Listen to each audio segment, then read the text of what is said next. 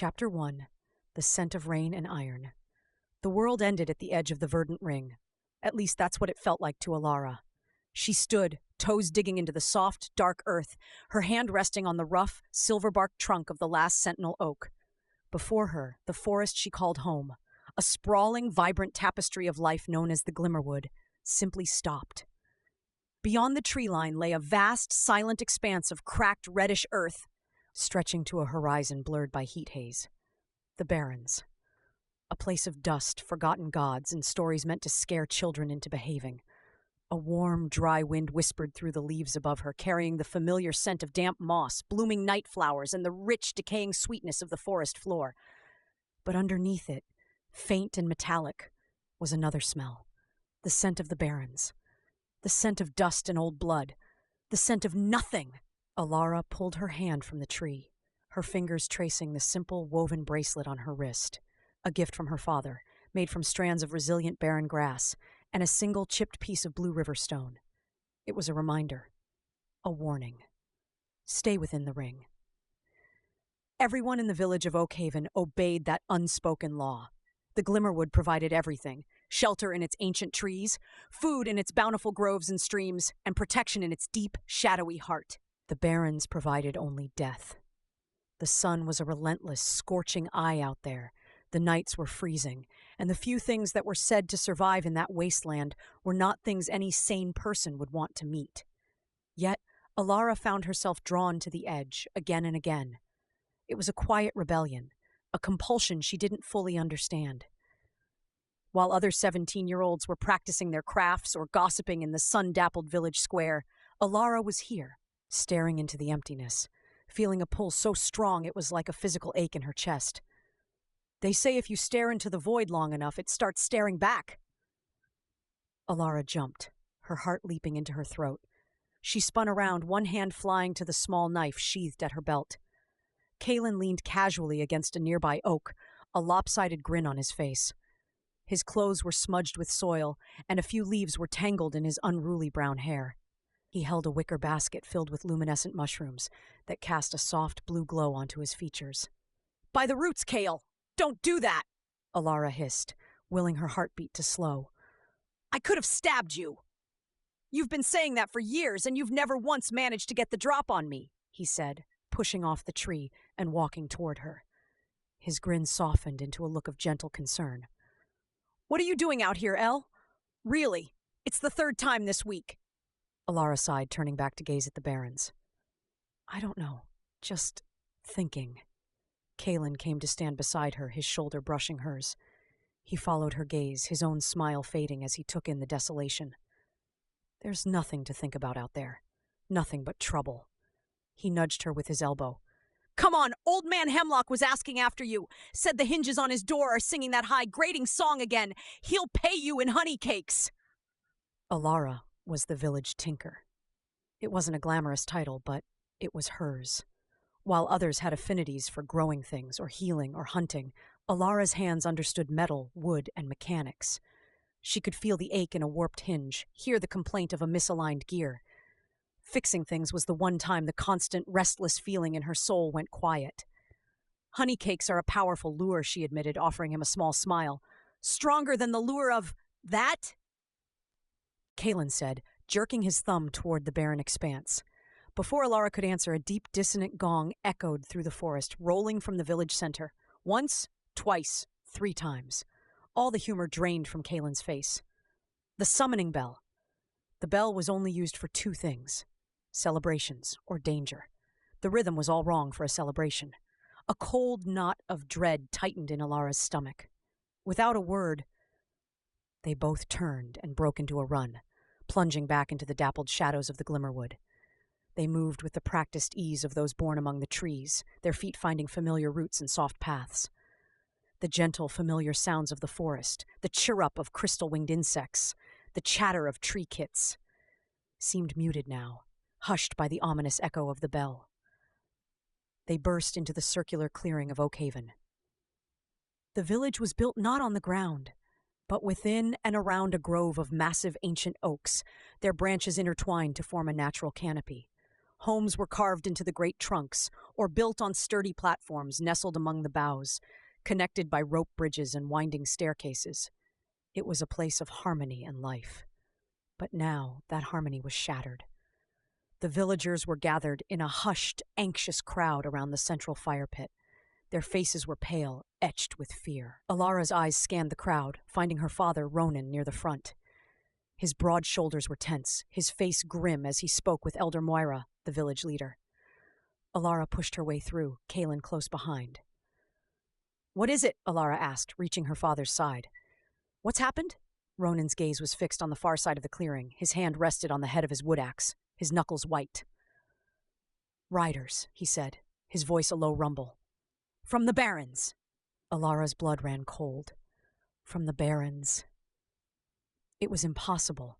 Nothing came from the Barrens. Nothing living. Then she saw them. 3 figures stood near the great well, their presence a stark, violent wound in the peaceful clearing. They were tall and clad in armor that seemed to drink the light, a dull matte black, scarred and pitted as if by 1,000 sandstorms. It wasn't the polished steel of story nights. It was functional, brutal, and old. Their faces were hidden behind helms fashioned into the likeness of snarling, unrecognizable beasts. They stood utterly still, their silence more threatening than any shout. The air around them seemed to warp and shimmer with heat, and that smell, the scent of dust and hot iron that Elara caught on the wind at the forest's edge, now hung over the village in a palpable, choking cloud. Elder Moira, her back straight despite her advanced years, stepped forward. Her voice, though thin with age, did not tremble. "You are not welcome here. This place is under the protection of the Verdant Ring. You have no claim." One of the riders, the central figure, took a single step forward. The movement was fluid, unnervingly graceful for someone encased in so much metal. A gauntleted hand rose and slowly, deliberately, removed the helm. The villagers gasped, and a few took steps back. The face revealed was not that of a monster, but of a man. He was perhaps in his late 30s, with sharp, angular features, skin tanned and weathered by a harsh sun, and hair the color of ash. But his eyes were the color of a twilight sky, a deep, stormy gray that seemed to hold no light, no warmth.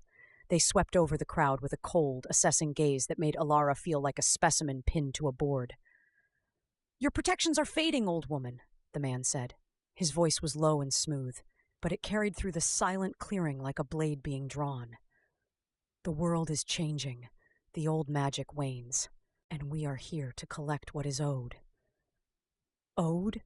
Elder Moira's voice gained a sharp edge. "We owe your kind nothing. We turned our backs on the Iron Cities and their wars 12 generations ago. We want no part of your forgotten conflicts." A faint, cold smile touched the man's lips. "Some debts are written in blood and bone, not in ink. They do not fade with time." His stormy eyes scanned the crowd again, and this time they stopped. They locked directly onto Elara. A jolt, like a spark from a flint, shot through her. It was a feeling of intense, terrifying recognition. She felt the weight of his gaze on her father's bracelet, on her face, on her very soul. She wanted to look away, to hide behind her father's broad back, but she was frozen.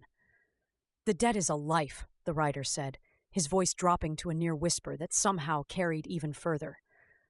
"A life of the old blood, the blood that can wake the sleeping stone. You have until the moon reaches its zenith tomorrow night to surrender her. If you do not." He let the silence hang, heavy and threatening. He didn't need to finish the threat. The implication was clear in the deadness of his eyes, in the ruthless efficiency of his posture. With a final lingering look at Elara, he replaced his helm. The 3 figures turned in unison, their movements perfectly synchronized, and walked toward the tree line. The crowd parted before them like wheat before a scythe. They mounted waiting steeds, impossibly large reptilian creatures with scales like black rock and eyes that burned with a faint crimson light, and in moments they had vanished back into the shadows of the forest, leaving only the scent of dust and iron behind. For a long moment there was utter silence. Then the clearing erupted into panicked voices. "Who are they? What do they want? A life? Whose life? Did he say her?" Elara stood rooted to the spot, her heart hammering against her ribs. She felt a hand on her arm. It was Kaelen, his face ashen, Ronan turned to her, his expression a mask of fear and a fierce, protective fury she had never seen before. He grabbed her shoulders, his grip tight. "Elara, listen to me. You are not safe here." "Papa, what's happening?" she whispered, her voice trembling. "What did he mean? The old blood? Wake the sleeping stone?" "There's no time," he said, his voice urgent. He looked over his shoulder as the villagers' fear began to curdle into something else. Confusion, suspicion. Eyes were starting to turn toward her, questions forming on frightened faces. "They will come back," Ronan said, pulling her away from the crowd, toward their home nestled in the roots of the great mother tree. "They always come back. And some here, fear will make them do terrible things to protect themselves." He shoved open their round wooden door and ushered her and Kaelen inside. The familiar, cozy space, cluttered with her half-finished projects, her father's carvings, and the smell of dried herbs, felt like a fragile illusion now. Ronan went to the hearth and pried up a loose stone she had never known was loose. From the hiding place beneath, he pulled out a long, cloth-wrapped bundle. With trembling hands, he unwrapped it. It was a sword, but unlike any she had ever seen. The blade was a pale, shimmering silver like moonlight given form.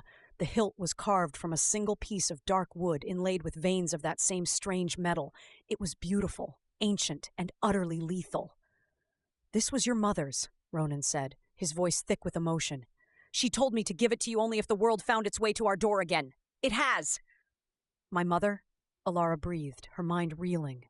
Her mother had died when she was a baby. A fever, her father had always said. She was just a memory. A sad, sweet story. She had no history, no past that involved swords like this. "Everything I told you was to keep you safe, to keep you hidden," Ronan said, his eyes glistening. "But the hiding is over." He thrust the sword into her hands. It was lighter than it looked, and the hilt felt like it was made for her grip. He then grabbed a pack from a hook by the door and began stuffing it with supplies. A water skin, journey bread, a rolled blanket. "You have to run, Elara. Now, tonight, deep into the Glimmerwood. Don't stop for anything! Run? Run where? Papa, I don't understand!" "There is a place," he said, his words tumbling out in a frantic rush. "A legend. A valley hidden deep in the heart of the wood, where the last of the true wardens are said to dwell. Find them. They will protect you. They will explain everything." "I'm not leaving you," Elara cried, tears finally spilling down her cheeks. "You must," he said, his voice breaking. He cupped her face in his calloused hands. "You are so much more than you know, my little spark. More than this village. More than you can imagine. Those men, they serve the corrupted lord of the Iron City. They want your power. They want your blood to fuel their terrible machines and bring their stone god to life. You cannot let them have it." Shouts began to echo from outside the door. The voices were getting closer, angrier. Ronan's face hardened. He shoved the pack into Kaelen's chest. "Go with her. Keep her safe. You are the only one I trust." Kaelen, wide-eyed and pale, nodded mutely, slinging the pack over his shoulder. Ronan pushed them toward the back of the house, toward a small, hidden hatch that led into the deeper, untamed part of the forest. "Follow the river upstream until you see the twin waterfalls. Then find the path that only the lost can see. Go!" He hugged her tightly, a quick, desperate embrace. "Your mother's name was Lyra. Never forget that! Now run!" The front door shuddered under a heavy blow. Someone was yelling her father's name. With a final, terrified look at her father's determined face, Elara turned, clutching the strange moonmetal sword, and scrambled through the hatch after Kaelen. They dropped into the cool, damp undergrowth below as the sound of splintering wood and raised voices erupted from the house above. They didn't look back. They just ran into the deepening shadows of the Glimmerwood, leaving the only home Elara had ever known behind. The scent of rain and life was gone, replaced forever by the taste of fear and the lingering metallic scent of iron. Chapter 2. The Path of the Lost. The forest at night was a different world. The familiar, sun-dappled paths of the Glimmerwood became a labyrinth of grasping shadows and distorted sounds. The gentle chirrup of insects now sounded like metallic scraping. The rustle of leaves in the warm breeze was the whisper of unseen pursuers. Every snap of a twig under their own feet was a thunderclap in the oppressive silence that had descended after they'd fled. Elara ran until the stitch in her side was a white-hot brand and her lungs burned with the effort of sucking in ragged breaths. She ran blindly, following the frantic flash of Kaelen's shirt ahead of her, the moon-metal sword a cold, unfamiliar weight in her hand. It was only when she tripped over a gnarled root and crashed hard onto the damp, leafy soil that the frantic momentum broke. "Elara!" Kaelen skidded to a halt, doubling over to catch his breath before stumbling back to her side. "Are you hurt?" She pushed herself up, her palms scraped and muddy, tears of pain and shock and sheer overwhelming confusion finally blurring her vision. I'm fine," she gasped, though she was anything but. The sounds from the village were gone, swallowed by the immense ancient presence of the trees. They were alone. The reality of it crashed down on her, her father's terrified face, the splintering of their door, the cold, stormy eyes of the rider. "Your mother's name was Lyra. They were at your house," Kaelen whispered, his voice hushed with horror. "The villagers. I heard Boren's voice. He was yelling about handing you over to avoid a fight." Elara squeezed her eyes shut. Boren was the village blacksmith, a man who had always given her extra scraps of metal for her projects. Fear had turned him into a stranger in minutes.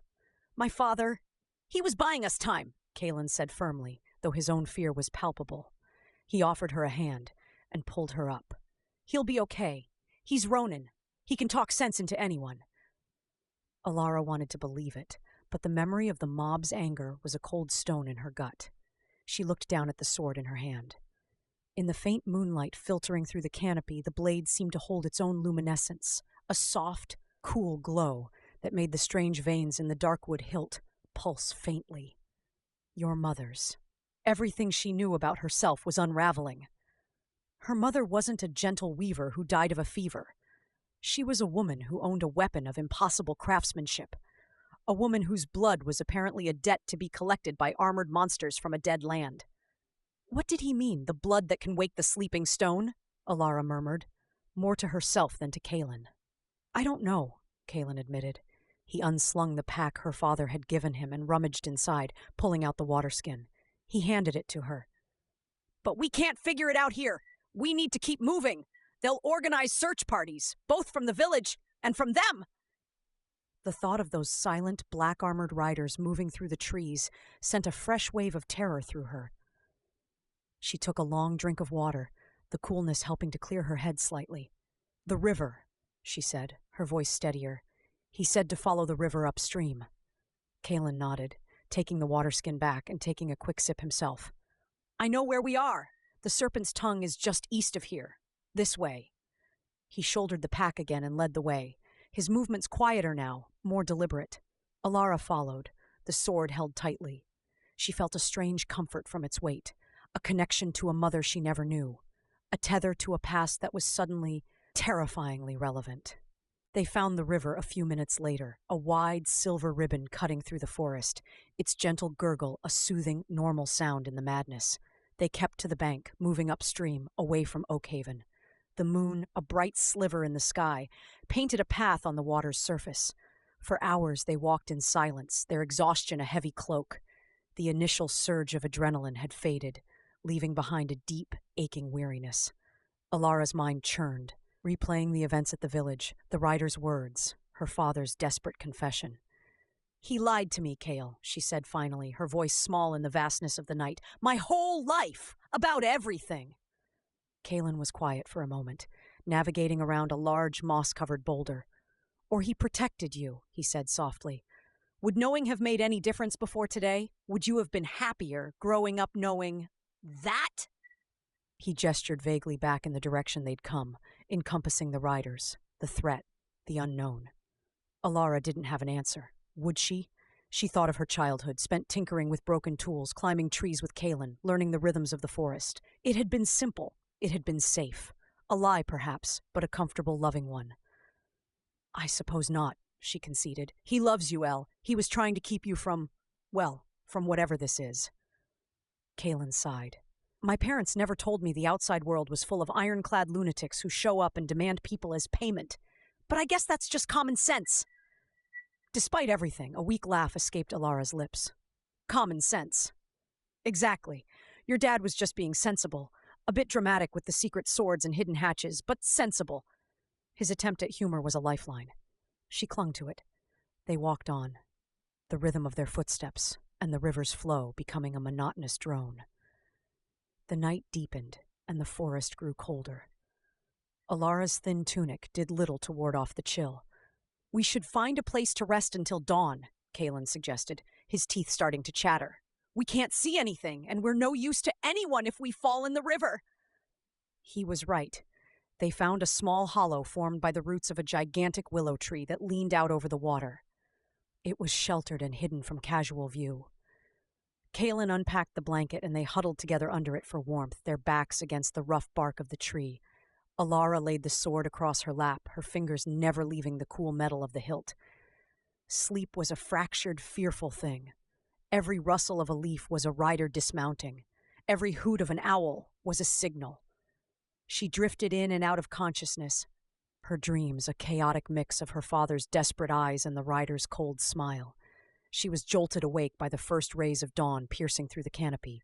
The world was washed in shades of gray and gold, and a low mist clung to the surface of the river. Kaelen was already awake, chewing on a piece of journey bread. He broke a piece off and handed it to her. "See anything?" she asked, her voice hoarse. "No one. Just the woods." He offered a small, tired smile. "Maybe we lost them." The bread was dry and bland, but it was sustenance. As they ate, the world around them woke up. Birds began their morning songs, and the mist started to burn away under the strengthening sun. The normalcy of it was jarring. It felt like the forest had already forgotten the terror of the previous night. They drank from the river, the water cold and clean, and continued their journey. With the sunlight, their spirits lifted marginally. The path was clearer, and the pressing, immediate fear of pursuit eased slightly. They talked little, saving their energy for the trek. By mid-afternoon, the character of the river began to change. The current grew stronger, and the gentle slopes on either side began to rise into steeper rock-strewn banks. The air grew moist with spray. "We're getting close," Kaelen said, pointing ahead. "Listen." Over the rush of the water, Elara could hear it, a distant, low roar that grew steadily louder. They pushed on, the sound swelling into a thunderous cascade. They rounded a bend in the river and saw them. The Twin Falls. Two massive curtains of white water plunged from a high cliff face of dark, gleaming rock, sending up a perpetual cloud of mist. A brilliant double rainbow arced through the spray where the sunlight caught it. It was one of the most beautiful, powerful things Elara had ever seen. "Okay," Kaelen said, raising his voice over the roar. "We found the waterfalls. Now what? Find the path that only the lost can see." "That's not exactly helpful, is it?" "Take a left at the big oak tree would have been better." Elara stared at the falls, at the towering cliff face. There was no obvious path, just sheer wet rock and dense, tangled foliage. "The lost," she murmured, her father's words echoing in her mind. She felt a pull, that same strange, magnetic ache she always felt at the edge of the barrens, but this time it was directed at the cliff face itself. It was faint, like a thread of spider silk tugging at her consciousness. "This way," she said, not entirely sure why. She led them along the bank, closer to the pounding falls. The mist soaked their clothes and hair.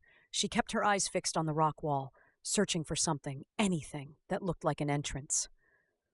"Elara, there's nothing here," Kaelen said after 20 minutes of fruitless searching. "Maybe we misunderstood? Maybe the path is on the other side of the river?" But the pull was stronger here.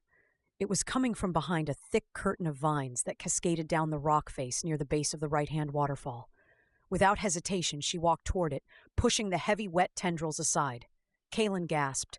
Behind the vines was not solid rock, but a narrow, dark opening, just wide enough for a person to slip through. The entrance was perfectly disguised. "How did you know?" Kaelen asked, his eyes wide with astonishment. I just felt it," Elara said, equally bewildered. She looked down at the sword in her hand. The veins in the hilt were glowing a little brighter now, a soft, pulsating blue. I think it knew." She took a deep breath, the damp, earthy air filling her lungs. This was it, the path for the lost. "Ready?" she asked, her voice barely a whisper. Kaelen nodded, his face set in a determined line. "Let's go find these wardens." Elara tightened her grip on her mother's sword, and together they stepped into the darkness. The tunnel was narrow and descended steeply, the roar of the waterfalls fading to a muted rumble behind them. The only light came from the faint glow of the sword, which illuminated damp, moss-covered walls that shimmered with trickling water. The air was cool and smelled of wet stone and ancient things. They walked single file for what felt like an eternity, the path twisting and turning, sometimes so tight they had to turn sideways to squeeze through. Alara's heart hammered against her ribs. This felt less like a path and more like a throat, swallowing them whole. Just as claustrophobia began to tighten its grip, the tunnel widened abruptly, and the darkness ahead was no longer absolute. A soft greenish light filtered from somewhere up ahead. They emerged into a cavern so vast, its ceiling was lost in shadow, and Alara's breath caught in her throat. It was not a cave of bare rock. It was a city, or the ruins of one. Structures were carved directly into the walls of the cavern. Delicate arches, spiraling staircases that led to nowhere, windows opening onto darkness. The architecture was fluid, organic, as if the stone had been persuaded to grow into these shapes rather than being cut. In the center of the cavern, a great tree, its bark as white as bone, and its leaves a shimmering, luminous silver, grew from a pool of crystal-clear water. It was the source of the greenish light which pulsed gently like a sleeping heartbeat. The place was utterly silent and utterly still, frozen in a moment of time centuries past. A sense of immense peace and profound sadness hung in the air. "The wardens," Kaelen breathed, his voice full of awe. "We found them." But as they took a few tentative steps forward, the hope that had begun to blossom in Alara's chest withered and died. The carvings on the walls were worn smooth by time and water. Dust lay thick on the steps. The pool was still and undisturbed. There was no one here, no movement, no sound. The city was empty. The wardens were gone. They were alone. Chapter 3. The Ghost in the Stone. The silence was a physical presence, heavy and profound. It was the silence of a place that had not known a voice, a footstep, or a breath for a very, very long time. The only sound was the faint, almost imperceptible drip of water somewhere in the vastness of the cavern and the ragged sound of their own breathing. The hope that had carried them through the dark tunnel shattered, leaving a hollow, aching void in its place. Elara stood frozen, her eyes scanning the beautiful, desolate ruins. The glowing tree cast shifting, phantom-like shadows across the empty arches and vacant windows. "They're gone," Kaelen whispered, the awe in his voice replaced by a crushing disappointment. He took a few steps forward, his boots kicking up puffs of fine gray dust. "No one's been here for 100 years. Maybe more." Alara's grip on the sword tightened until her knuckles ached. This was to be their sanctuary, their protection, a tomb. Her father's desperate plan had led them to a dead end.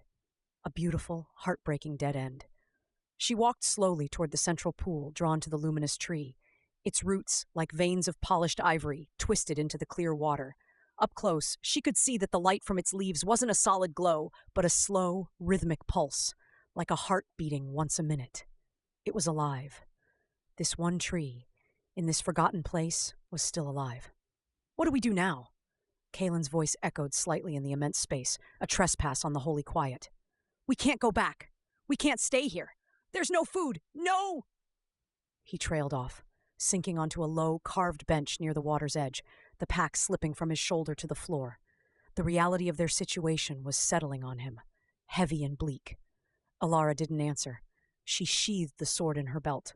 It felt like the right thing to do, and knelt by the pool. Her reflection stared back at her. A pale, frightened girl with wild hair and eyes too old for her face. She reached out a hand hesitantly to dip her fingers into the water. The moment her skin broke the surface, the world shifted. It was not a sound, not a sight, but a feeling, a resonance. It started in the sword at her hip, a gentle vibration that traveled up through her bones. The water around her fingers shimmered, and for a split second her reflection wasn't alone. The ghost of another face, elegant and sad, with eyes that held the same storm gray as the rider's, yet infinitely kinder, seemed to look back at her. She jerked her hand back with a gasp, scrambling backward on the smooth stone floor. "What? What is it?"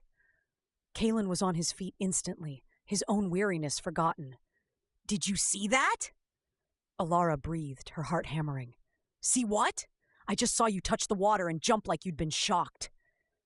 She stared at the pool. It was perfectly still again, her ripples fading away. But the feeling of resonance remained, a faint hum in her blood, a quiet song only she could hear. It was the same pull she'd felt at the cliff face, but clearer now. Directed. She stood up, turning away from the pool, her eyes drawn to the far wall of the cavern. The feeling was pulling her there. Elara? Kaelen asked, concern etching his features. This way, she said, her voice more certain than she felt. She walked across the wide, dusty floor, toward an archway that led into a smaller side chamber. The hum grew stronger with every step. The chamber was circular, its walls covered in intricate carvings that were less worn than those in the main cavern. They depicted scenes of great beauty and power. Tall, graceful figures with features both stern and gentle, tending to forests, calming storms, and standing against hordes of faceless, shadowy creatures. In many of the carvings, they held swords of glowing light, swords like hers. In the center of the room was a dais, and on that dais stood a single waist-high plinth of pure, milky white quartz. It was utterly plain except for a single hand-shaped depression in its center. The pull was irresistible now. It was a magnet in her soul, drawing her forward. She climbed onto the dais and stood before the plinth. "What is that?" Kaelen asked from the doorway. His voice hushed. "I don't know," Elara whispered, but her hand was already rising, moving toward the depression as if of its own volition. The hum was a crescendo in her ears, a vibration in her teeth. "Elara, wait! We don't know what it does," Kaelen warned, taking a step forward. But it was too late. Her palms settled into the carved depression. It was a perfect fit. For a moment, nothing happened. Then a searing heat flashed from the plinth into her palm, sharp and sudden.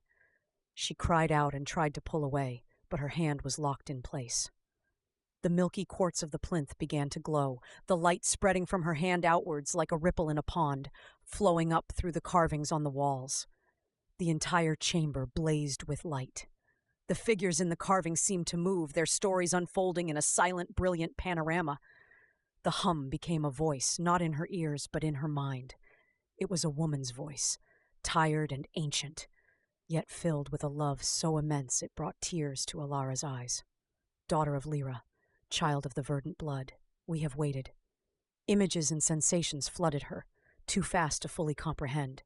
A great city of spires and light, not in a cavern but under an open sky. A cataclysm, a shard of black star iron piercing the heart of the world, poisoning the land, creating the barrens. A schism, those who wished to fight the corruption with fire and iron, and those who believed in preservation, in healing, in waiting, the wardens, retreating, hiding, guarding the last pure places. The iron cities, forging their terrible machines, their armies of corrupted, seeking the old blood to power their waking god, the very shard of star iron that had caused the ruin. Her mother, Lyra, not a simple villager, but the last true heir of the wardens, hiding in a small village, falling in love, having a child, hoping the world would forget. The voice faded, the light in the carvings dimmed, and the connection broke.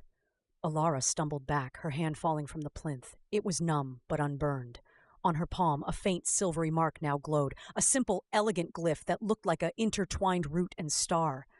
She collapsed to her knees, gasping, her mind reeling from the torrent of information. It was too much. Centuries of history, a war she knew nothing about, a legacy that was now hers. "Elara!" Kaelen was at her side in an instant, his arm around her shoulders. "What happened? Are you hurt?" She shook her head, unable to form words. She held up her trembling hand, showing him the glowing mark. His eyes widened. "What is that?" "A message," she managed to choke out. "A history lesson." She looked around the chamber, seeing it with new eyes. It wasn't just a room. It was a record, a last will and testament. "The wardens, they're not coming back, Kael. They're gone. They faded away." Waiting for a threat that never came. Or waiting for... She looked at her marked palm.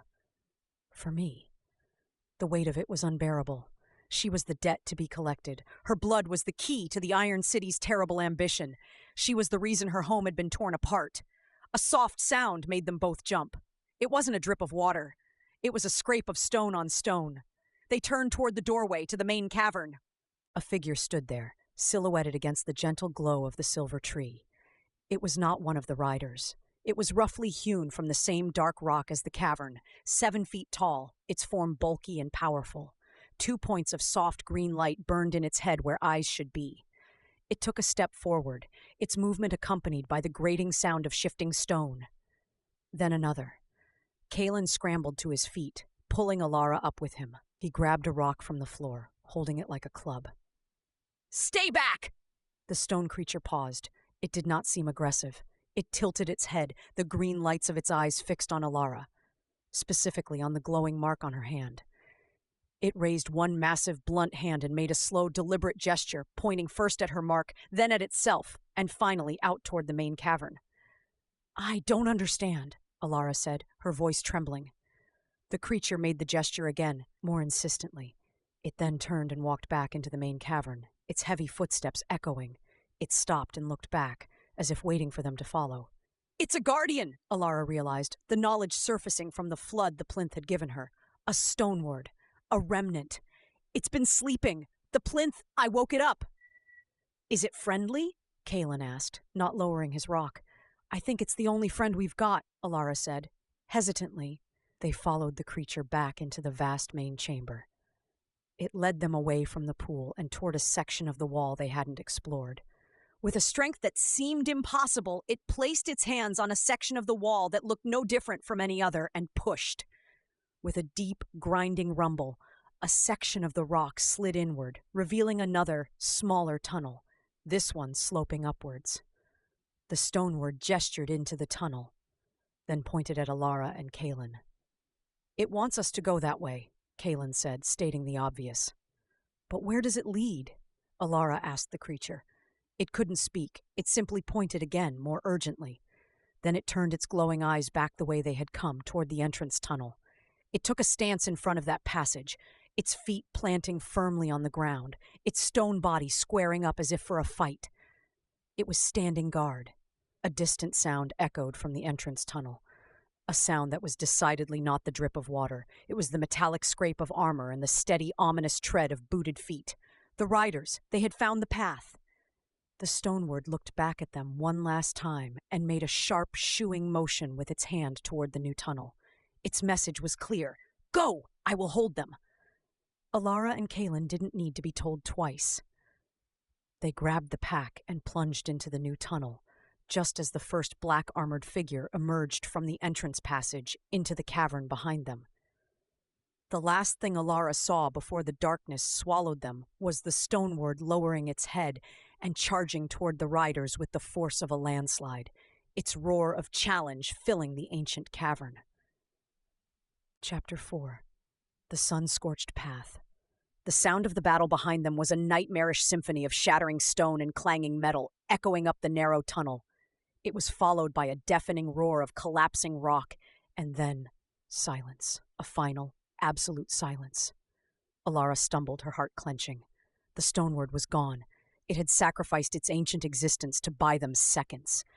The weight of that sacrifice settled on her shoulders, another heavy stone on the pile of a debt she never asked for. "Don't stop," Kaelen urged, his voice tight with fear and exertion. He grabbed her arm, pulling her forward. "Don't let it be for nothing." The new tunnel was different from the first. It was not a natural fissure, but a smooth, carved passage that angled steeply upward. The air grew warmer and drier with every step, and the faint, greenish light from behind them was quickly swallowed by an oppressive darkness. They were blind, their hands scraping against the smooth walls for guidance. After what felt like an eternity of climbing, a pinprick of light appeared ahead. Not the cool, magical glow of the cavern, but the harsh, blinding white of the sun. Hope, fierce and desperate, lent new strength to their weary legs. They scrambled toward it, the light growing until they burst out of the mountainside, blinking and gasping into the open air, and were immediately met with a wall of heat. They were high up on a rocky ledge, overlooking a landscape that stole the breath from their lungs. Before them, the Glimmerwood was a distant green smudge behind the cliff face they had just exited. The Twin Falls plunged down the rock below them, their mist doing little to cool the air. And ahead, stretching to a shimmering, wavering horizon, were the Barrens. Up close, it was even more intimidating than from the safety of the tree line. The earth was a cracked, rusty red, baking under a merciless white sun. Strange, twisted rock formations rose like the bones of long-dead giants. There was no shade, no water, no sign of life. The only movement was the shimmer of heat rising from the ground and the slow, lazy drift of dust devils in the distance. The silence was immense, broken only by the hot wind sighing across the stone. The tunnel entrance behind them was a mere shadow in the rock, indistinguishable from the rest of the cliff. It was a one-way exit. There was no going back. Kaelen sank to his knees, his shoulders slumping. "We're in the Barrens," he whispered, the words sounding like a death sentence. "He told us to find wardens in the wood, not to walk into this!" Elara stood frozen, the reality of their situation a physical blow. Her father's instructions had been based on a hope, a legend. The legend was a ghost. All they had was a direction from a being of stone that was now rubble, and a mark on her hand that pulsed with a low, persistent warmth. She looked down at her palm.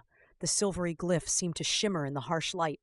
As she stared at it, the faint hum of resonance returned. Not a pull this time, but a gentle push, a direction. It was subtle, like a whisper on the edge of hearing, but it was there. It pointed away from the cliff, out into the terrifying expanse. "He said to find the path only the lost can see," Elara said, her voice raspy from dust and fear. She held up her marked hand. "I think this is how you see it." Kaelen looked from her hand to her face, his expression a mixture of hope and sheer terror. "You're not suggesting we just walk out there? Do we have a choice?" Elara asked, her gaze sweeping over the desolation. "They'll be searching the Glimmerwood for us. They'll assume we're hiding there. They won't expect us to come out here. It's the last place anyone would go." She took a deep breath, the hot air scorching her lungs. "It's our only advantage." Kaelen stared out at the wasteland for a long, silent minute. Finally, he pushed himself to his feet, wiping the sweat from his brow with a dusty sleeve. "Okay," he said, the word exhaled on a sigh of resignation. "Okay, which way does your magic compass point?" Elara closed her eyes, focusing on the faint sensation. It was like trying to hear a single voice in a crowd. She turned slowly, her arm outstretched. The feeling strengthened when she faced almost directly away from the sun, toward a range of jagged, purplish mountains that clawed at the horizon on the far side of the basin. "That way," she said, pointing toward the distant peaks. "It wants us to go that way." Kaelen squinted. "The Sunscorch Mountains? Fantastic! Because this flat bit wasn't deadly enough." But he shouldered the pack again, adjusting the straps. "Well, we're not going to get any closer standing here." They began the descent from the ledge, picking their way down the rocky scree slope until they stood on the proper floor of the Barrens. The ground was hard and cracked under their feet. The heat was a physical force, pressing down on them from the sky and radiating up from the ground. Within minutes, their clothes were soaked with sweat, which then instantly evaporated in the dry air, leaving behind a gritty crust of salt and dust. They walked in silence, conserving their energy and their water. Elara kept her eyes on the distant mountains, using them as a fixed point in the featureless landscape, all the while feeling the gentle, insistent tug in her palm, keeping her on course. The journey was a monotonous hell. Time lost all meaning under the unchanging sun. Their world shrank to the next step, the next breath, the next sip of warm, metallic-tasting water from the skin. As the white sun began to lower, turning the sky a violent, bloody orange, the temperature began to drop with alarming speed. The baking heat gave way to a biting cold that seeped through their thin clothes. They had no shelter, no way to make a fire. "We need to find somewhere to huddle for the night," Kaelen said, his teeth chattering, "or we'll freeze out here." Elara scanned the area. The featureless plain had given way to a field of larger boulders and the skeletal remains of what might have once been a forest of petrified trees. The feeling in her palm twitched, pulling her slightly off the main bearing toward a cluster of large rocks that looked like a giant's discarded toys. As they drew closer, they saw that the rocks formed a shallow overhang, creating a small, sheltered space just big enough for the two of them to crawl into. "How did you know?" Kaelen asked, a note of awe in his voice again as they scurried into the relative shelter. It was out of the wind, at least. "I didn't," Elara said, wrapping her arms around herself for warmth. "The mark did." They huddled together under the single blanket, shivering as the cold of the desert night deepened. Above them, a vast black velvet sky emerged, dusted with more stars than Elara had ever seen. They were cold, sharp, and brilliant, utterly indifferent to the two tiny specks of life shivering below. "Do you think your father is all right?" Kaelen asked quietly, his voice small in the immense darkness. Elara thought of Ronan's face, fierce with love and fear. "I have to believe he is," she whispered. The alternative was unthinkable. "What did you see in that cavern when you touched the stone?" he asked after a long pause. Elara told him. She told him of the flood of images, the history of the wardens and the iron cities, the star-iron shard, the corrupted lord. She told him about her mother's true legacy. The words felt strange and heavy in the air, making the ancient war feel terrifyingly present. When she finished, Kaelen was silent for a long time. "So you're, what? A princess?" Elara let out a weak, choked laugh. "No, I'm a liability. I'm a key, a resource. That's all they see." "I don't see that," Kaelen said firmly. "I see Elara, the tinker, the girl who talks to broken gears and gets scared by her own shadow sometimes." He nudged her gently, "and who now has a very fancy glowing hand." She smiled in the darkness, grateful for his presence more than she could ever express. They eventually fell into a fitful, cold sleep. Elara dreamed of stone giants and cities of light, her mother's face always just out of reach. She was jolted awake just before dawn by a new sensation. The mark on her palm was burning, not with warmth, but with a sudden, sharp warning. She sat up abruptly, hitting her head on the rock overhang. "Kael," she hissed, shaking him awake. "Something's wrong." He was instantly alert. "What? Riders?" "I don't know. The mark, it's never felt like this before." They crawled out of their shelter. The world was washed in the pre-dawn gray light, and a thick, low mist clung to the ground, obscuring everything beyond a dozen feet. The silence was absolute. And then they heard it. A skittering sound, like dozens of hard, sharp things moving quickly over stone. It came from all around them. The mist swirled, and shapes began to emerge. Low to the ground, the size of large dogs, but with too many legs. As one moved closer, the mist parted for a moment, revealing a nightmare. It was an insectile creature, its body a segmented, glossy black carapace. 6 multi-jointed legs ended in sharp, pointed tips that tapped against the rock. Its head was a nightmare of mandibles and faceted, dead eyes. And it moved with a jerky, horrifying speed. More of them appeared, emerging from the mist, surrounding their rock shelter. Dozens of them. Their mandibles clicked together in a chilling rhythm. Kaelen fumbled for the rock he'd kept as a weapon. Elara drew her mother's sword.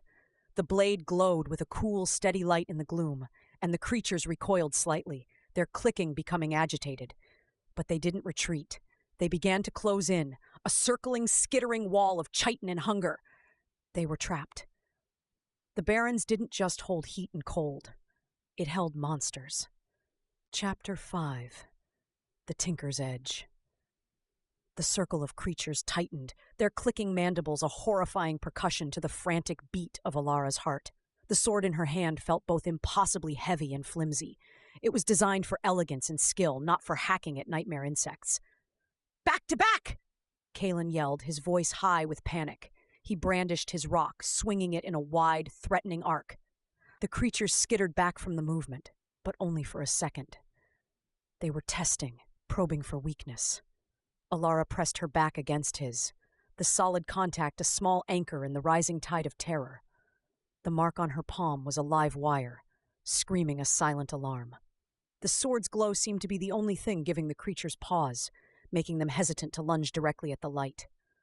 One of the larger beasts, its carapace a darker, mottled gray, darted forward faster than Elara could blink. Its mandibles snapped shut on the edge of her tunic, yanking her off balance. She screamed, bringing the sword down in a clumsy, desperate chop. The blade bit into the creature's leg, not severing it, but shearing through the chitin with a sickening crack. The thing recoiled with a high-pitched shriek, a black, oily substance oozing from the wound. It wasn't a killing blow, but it was a message. The light could hurt them. The swarm's agitation increased. They began to press forward more aggressively, no longer just testing. Kaelen swung his rock, connecting with a head with a solid thunk. The creature shook it off, enraged. "There's too many!" Kaelen shouted, his swings becoming wilder, more desperate. Elara's mind, frozen by fear, began to race. The Tinker's part of her, the part that solved problems, that looked at broken things and saw how they should fit together, kicked into gear. She wasn't a warrior, she couldn't fight them all, but maybe she didn't have to. Her eyes scanned their surroundings, looking for anything, any advantage. The rock shelter, the mist, the creatures themselves. The one she'd wounded was still shrieking, its injured leg held off the ground. The others gave it a wide berth, unnerved by its distress. An idea, insane and desperate, sparked in her mind. "Kael, their legs! Aim for the joints!" she yelled, parrying a snapping mandible with the flat of her blade. The impact jarred her arm to the shoulder. "I'm trying!" he grunted, swinging again. "No, not to kill them! Just injure them, as many as you can! Are you mad? Just do it!" Trusting her, even when it made no sense, Kaelen changed his tactic. Instead of wild swings at bodies and heads, he began aiming low, jabbing and smashing at the delicate-looking joints where the legs met the bodies. He was rewarded with another satisfying crack and a fresh wave of angry shrieks. Elara did the same, her sword much more effective. She wasn't trying to be elegant, just efficient. She sliced at legs, not to remove them, but to cripple, to enrage.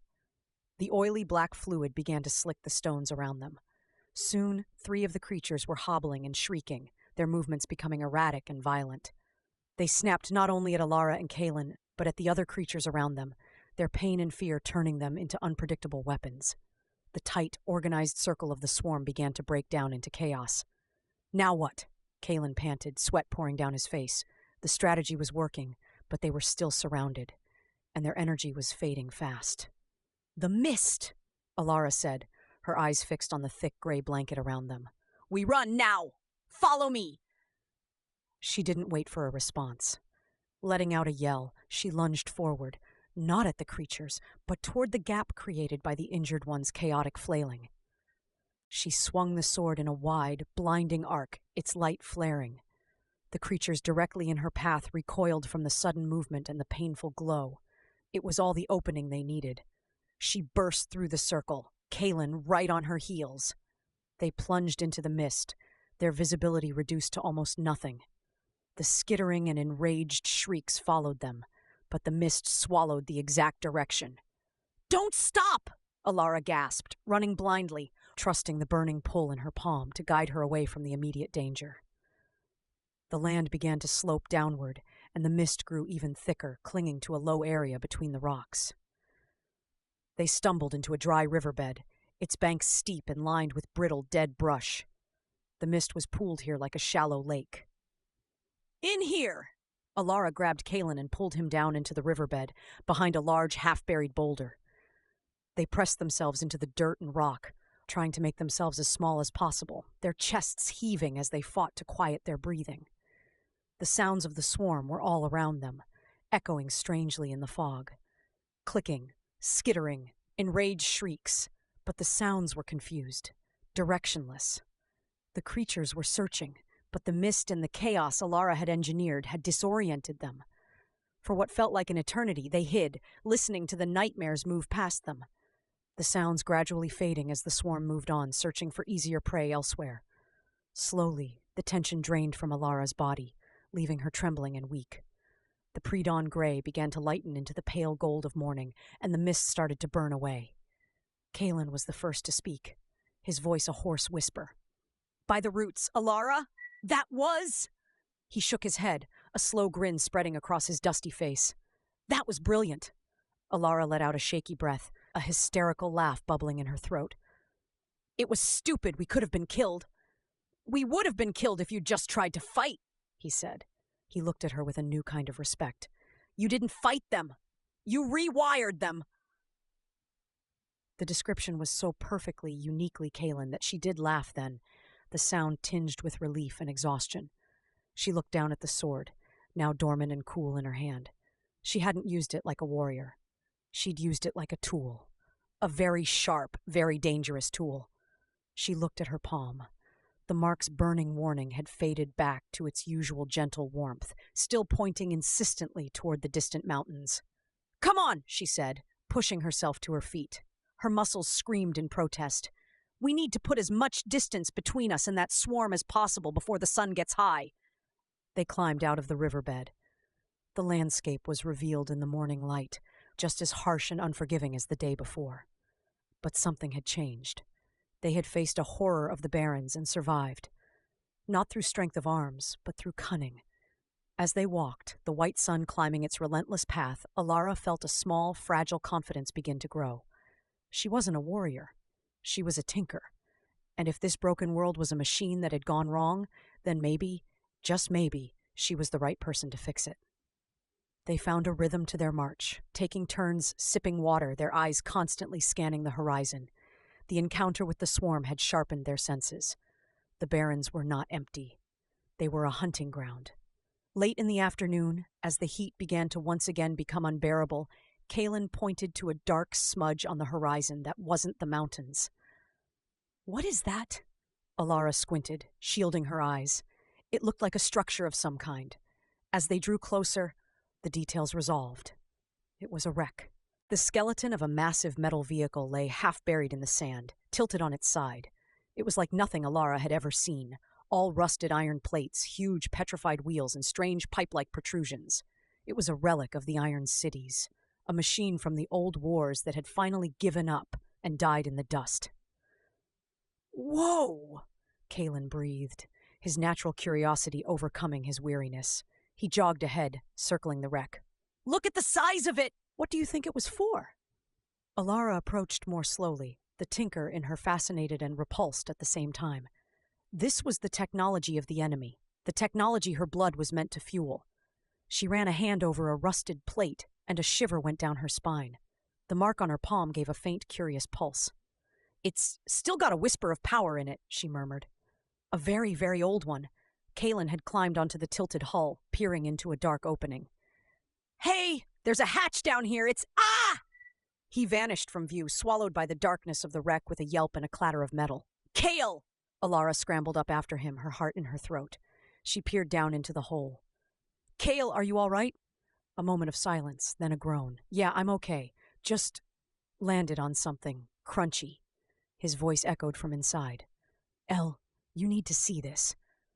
Taking a deep breath, Elara lowered herself through the hatch, dropping down into the dim interior. The air was thick with dust and the smell of old metal. Kaelen was getting to his feet, brushing rust flakes from his clothes. Light streamed in from cracks in the hull, illuminating the space. It was a control room of some kind, with broken glass dials and levers frozen in place. And in the corner, slumped against the wall, was a skeleton.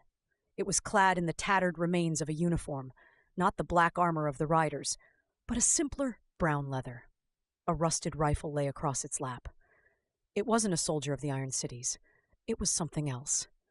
Kaelen pointed to a metal locker bolted to the wall beside the skeleton. The door was slightly ajar. "I landed on that? Think there's anything inside?" Cautiously, Elara approached. The skeleton was a sobering reminder of their own mortality, a testament to how the barons claimed all who entered. She gently pushed the locker door open. Inside, protected from the worst of the elements, was a rolled-up leather satchel. Next to it was a canteen, empty, and a small wooden box. Elara unrolled the satchel. It was a map. The leather was stiff and cracked, but the ink was still clear. It depicted the barrens, but not as the empty wasteland they knew. It showed old trails, water sources, most marked with a worrying X, and in the corner of the map, near the sun-scorched mountains, was a symbol that made Alara's breath catch. It was a circle, quartered by a cross, the same symbol that had been carved into the walls of the Warden's cavern. "Kael," she whispered, her fingers tracing the symbol. "It's a map to the Wardens, or to where they were supposed to be." Kaelen crowded close to look. "A map? But your hand is the map!" "Maybe it's a backup," Elara said, her excitement growing. "Or maybe it shows a safer path. Look." She pointed to a route that curved south of their current bearing, avoiding a large area marked with a symbol of a skull. "This way might be longer, but it avoids whatever that is."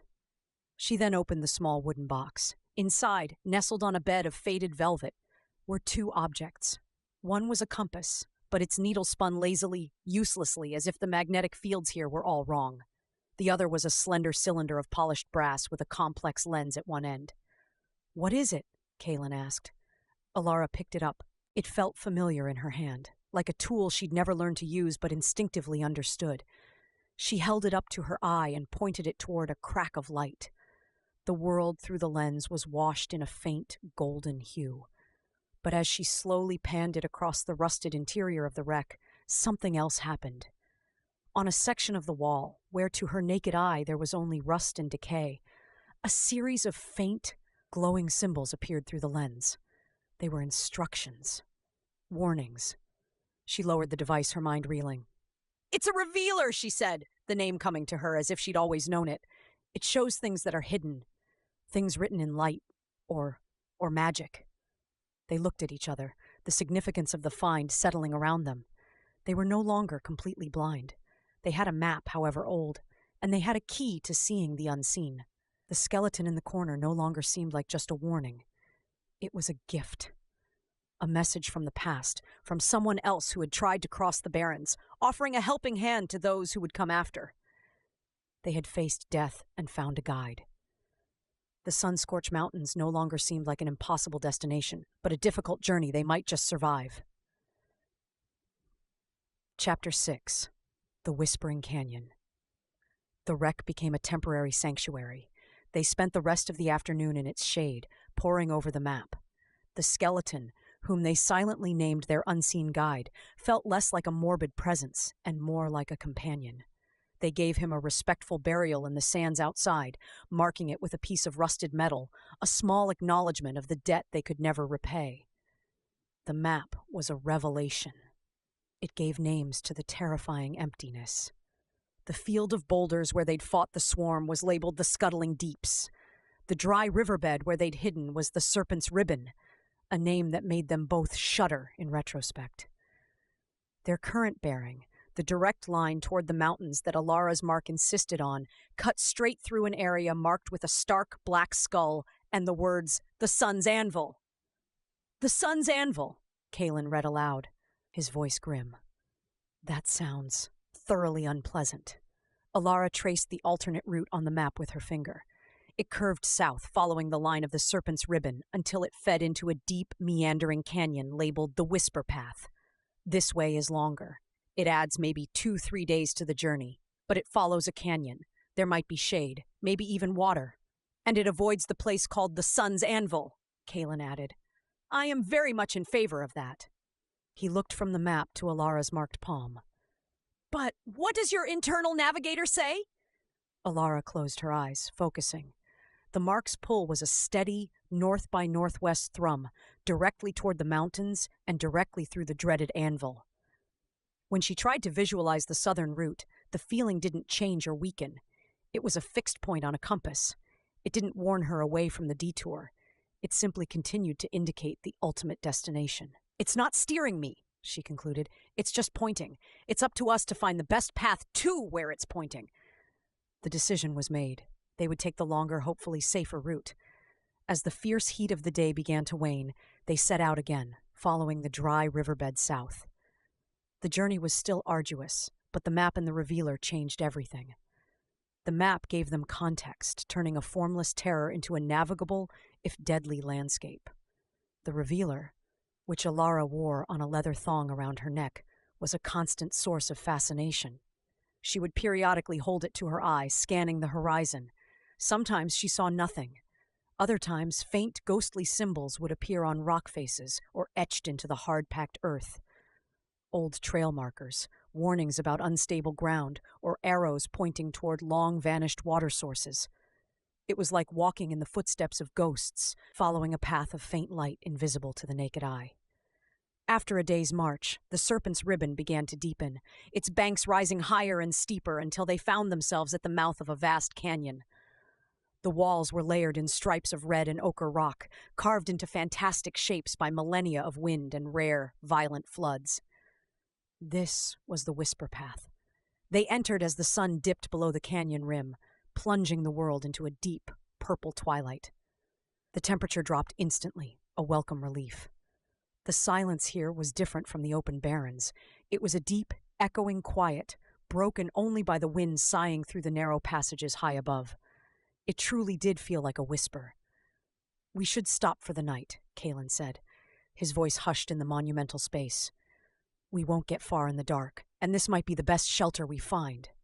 They found a small alcove carved into the canyon wall, a perfect, sheltered nook, just large enough for the two of them. For the first time since leaving Oakhaven, they felt a semblance of security. The high walls protected them from the wind and any prying eyes. As Kaelen rummaged in the pack for their meager dinner of journey bread and dried fruit, Elara sat with the revealer, peering through it at the canyon walls around their alcove. She gasped. "Kael, look at this!" He scooted over. She held the revealer to his eye and pointed it at the back wall of their shelter. Through the lens, the rock face was covered in intricate, glowing murals. They depicted the tall, graceful wardens of her vision.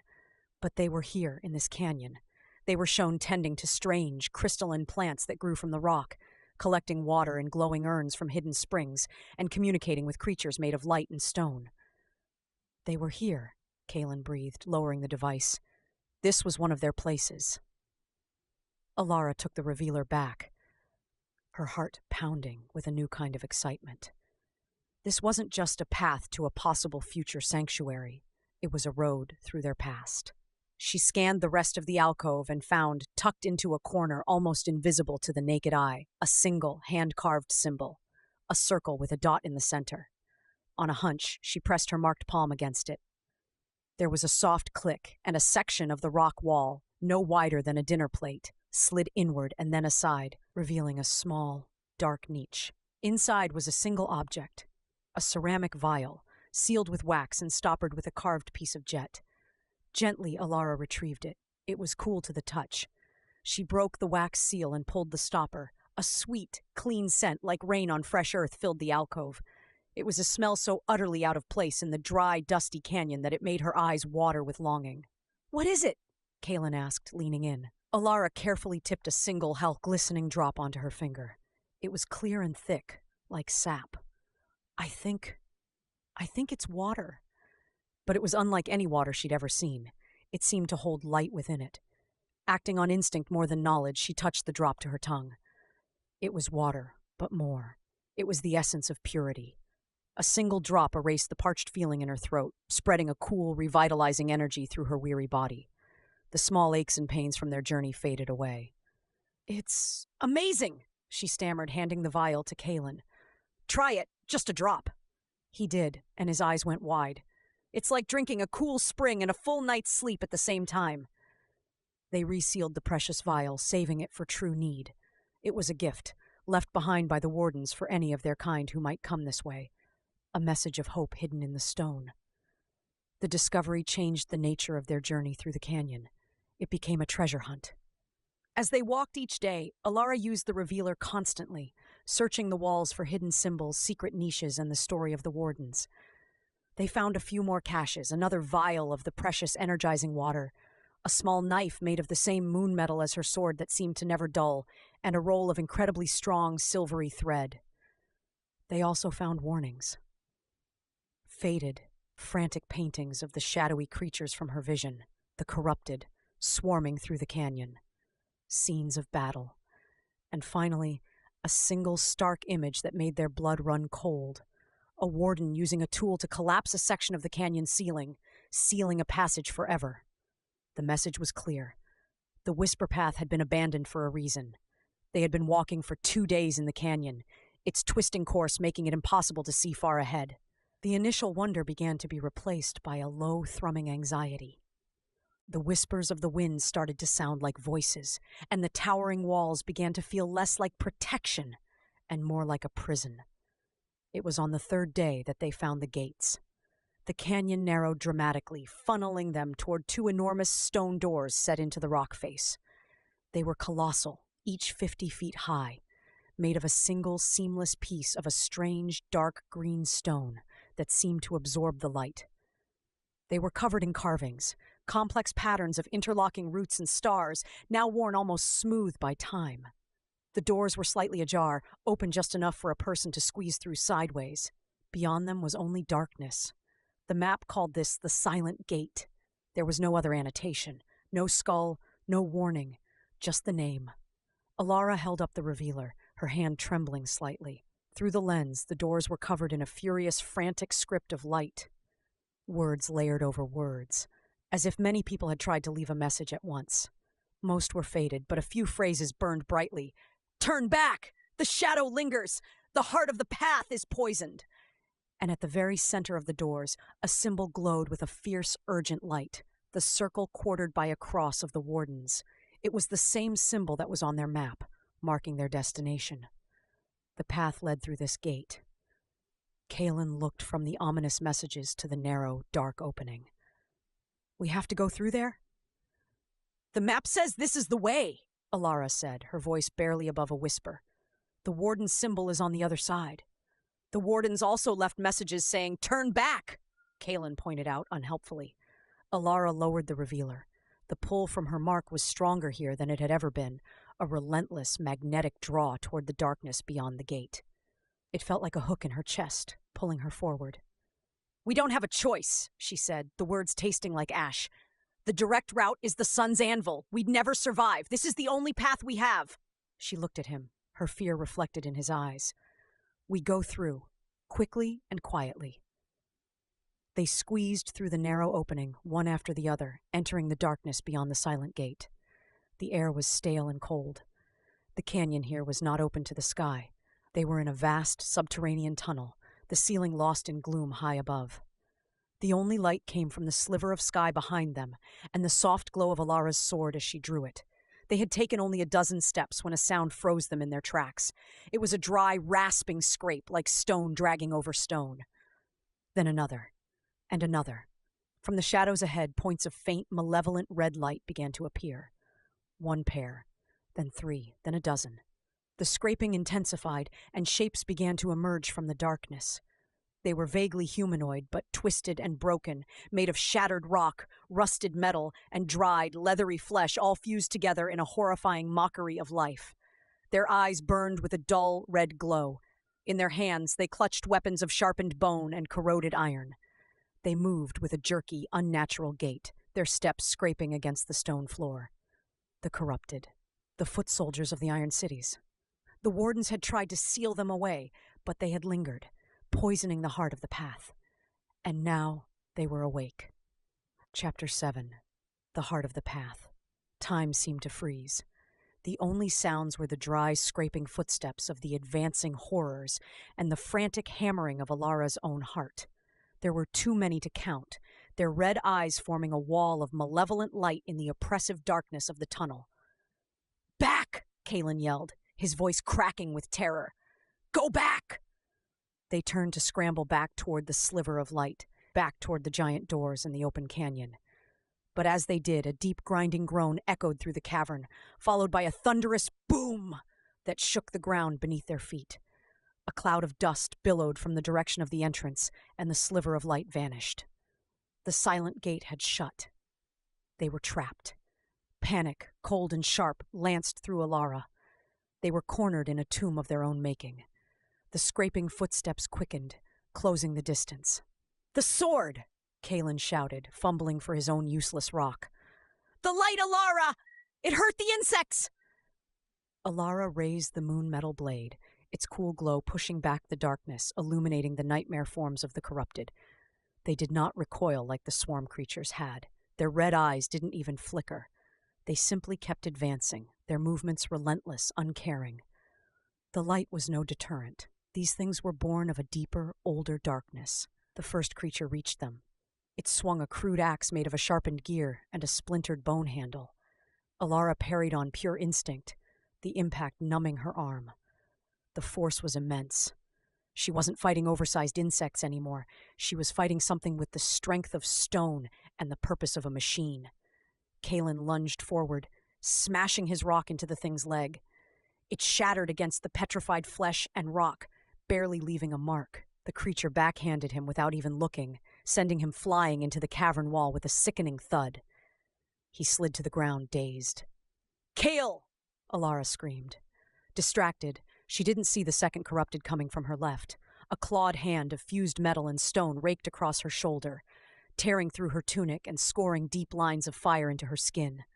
She cried out, stumbling backward, the sword almost falling from her grasp. The mark on her palm flared with a searing white-hot pain, different from anything she'd felt before. It wasn't a pull or a warning. It was pure, undiluted revulsion. The corrupted that had struck her hesitated, its red eyes fixed on her bleeding shoulder, on the blood that welled from the wounds. It let out a dry, rattling hiss. The other creatures paused their advance, their heads turning toward her in unison. They weren't looking at her. They were looking at her blood. A memory from the plinth's vision flashed in her mind. The blood that can wake the sleeping stone. Her blood wasn't just a key for the Iron City's machines. To these corrupted things, these perversions of life, it was something else. It was a scent. A potent, intoxicating scent. The hesitation lasted only a second. Then, with a collective rasping shriek that echoed through the cavern, they surged forward, not with the mindless advance of before, but with a single, terrifying purpose: to get to her. Fear became a cold clarity. They would tear her apart to get to it. She backed away, swinging the sword wildly to keep them at bay, but it was like trying to hold back a tide with a twig. Kaelen was struggling to get up, but he was out of the fight. They were going to die here, in the dark. Her back hit the cavern wall. There was nowhere else to go. As the first claw reached for her, she did the only thing she could think of: a tinker's solution, a desperate, insane gamble. Instead of swinging the sword at the creature, she reversed her grip and slammed the pommel, the dark wood hilt with its veins of moon metal, into the cavern wall behind her. Crack! The sound was small, lost in the scraping and hissing, but the effect was instantaneous. The veins in the hilt flared with a brilliant blue-white light. The light shot through the hilt and into the blade, which erupted in a radiance so intense it was like holding a piece of the sun. The corrupted recoiled, their red eyes sizzling and popping like overheated coals. They shrieked, a sound of pure agony, clawing at their faces. But the light didn't stop there. It traveled from the sword into the wall where the pommel had struck. A network of faint, hairline cracks in the rock began to glow with the same fierce light, spreading out from the point of impact like lightning forks. The entire cavern began to hum, a deep, resonant frequency that vibrated in Elara's teeth and bones. The wardens had built this place. They had hidden their caches. They had left their warnings. And they had built in a failsafe. The glowing cracks raced across the ceiling. With a sound like a mountain breaking its back, the roof of the cavern began to collapse. Boulders the size of houses sheared away from above, crashing down onto the horde of corrupted, crushing them to dust. The world dissolved into chaos, deafening noise, clouds of choking dust, and the screams of dying monsters. Elara threw herself over Kaelen, shielding him with her body, as rubble rained down around them. A large chunk of rock struck her back, driving the air from her lungs in a painful gasp. She held on, praying the collapse would miss their small pocket of space. It seemed to last forever. When the final rumble faded and the dust began to settle, an eerie silence returned to the cavern, deeper and more absolute than before. Elara coughed, pushing herself up. Every part of her body ached. The moon metal sword lay beside her, its light faded back to its gentle glow. She grabbed it, using it as a lantern. The scene was one of utter devastation. The tunnel ahead was completely blocked by a mountain of fresh rubble. The horde of corrupted was gone, buried under tons of rock. They had been saved by a trap set centuries ago. "Kael," she croaked, her throat full of dust. She turned to him. He was conscious, his eyes wide with shock, but he was clutching his side, his face pale with pain.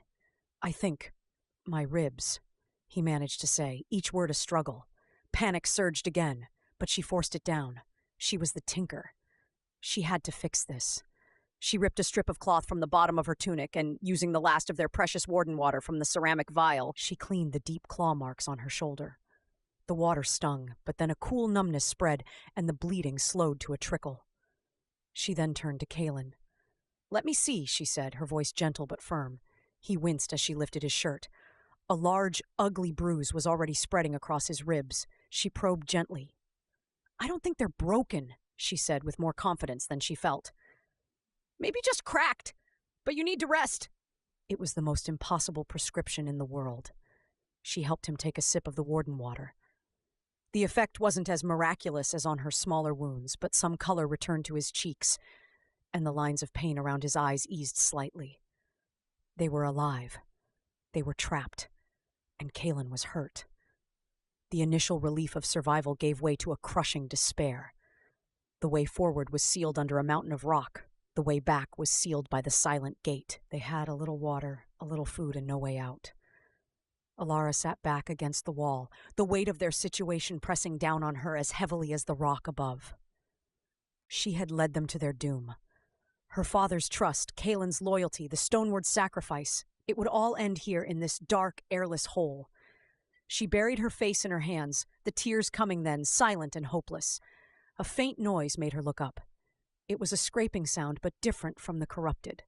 Smaller, softer. Her blood ran cold. Had one survived? She grabbed the sword, holding it out toward the sound, which was coming from the pile of rubble that blocked the forward tunnel. A small rock tumbled away, then another, and then a paw emerged, followed by a narrow, furry head with two large, intelligent eyes that reflected the sword's glow.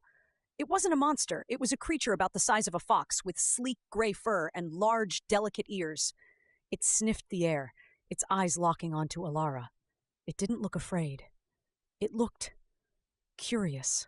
It squeezed the rest of the way out of a small gap in the rubble, shook the dust from its fur, and sat down, regarding them with its head tilted. Elara and Kaelen just stared. It was the first normal living creature they'd seen since entering the Barrens. The creature let out a soft, chittering sound. Then it turned and began to dig at the rubble, its paws moving with surprising speed. It dug for a minute, then stopped and looked back at them, chittering again as if impatient. It was then that Elara noticed the air. A faint, fresh breeze was coming from the hole the creature was digging. Her heart leapt into her throat. "It's not blocked all the way," she whispered. "There's a way through." The creature chittered again, as if in agreement, and resumed its digging, enlarging the hole. It wasn't a way out. It was a tight, dangerous squeeze through unstable rubble. But it was a chance. Hope, fragile and desperate, flickered back to life. They weren't alone, and they weren't finished yet. Chapter 8. The Dust Fox's Bargain. The creature paused its digging, its large, luminous eyes fixed on them. It let out another impatient chirp, then vanished into the narrow hole it had created. The faint, cool breeze from the other side was a siren's call. "It wants us to follow," Elara said, her voice hushed with awe and disbelief. Kaelen pushed himself up with a groan, his face pale. "Follow a strange animal into a hole in a collapsed tunnel? What could possibly go wrong?" "Do you have a better idea?" Elara asked, though her own nerves were stretched taut. The creature was their only lifeline. It had saved them from suffocation, even if it didn't know it. She approached the hole. It was small, barely wider than her shoulders, and disappeared into pitch blackness. The thought of squeezing into that confined space with tons of unstable rock above them made her stomach clench. She looked back at Kaelen, at the pain etched on his face. They couldn't stay here. "I'll go first," she said, her voice more confident than she felt. "If it's clear, I'll call for you." She stowed the sword in her belt, its light the only thing holding her terror at bay, and got on her hands and knees. Taking a deep breath of the dusty air, she crawled into the hole. It was a tight, terrifying fit. Her shoulders scraped against rough stone, and every shift of her weight sent tiny cascades of pebbles skittering down from above. The world shrank to the circle of light from her sword and the sound of her own ragged breathing. She could feel the immense weight of the mountain above her, a constant, pressing threat. After what felt like an eternity of crawling, the tunnel began to widen slightly. The air grew fresher. Finally, she pushed through a final curtain of loose rock and emerged into another cavern. She scrambled to her feet, drawing her sword and holding it high. She was in a vast underground space, but it was nothing like the Warden's cavern or the tomb-like tunnel. This place was alive! Bioluminescent fungi clung to the walls and ceiling in great, shimmering colonies, casting a soft blue-green light.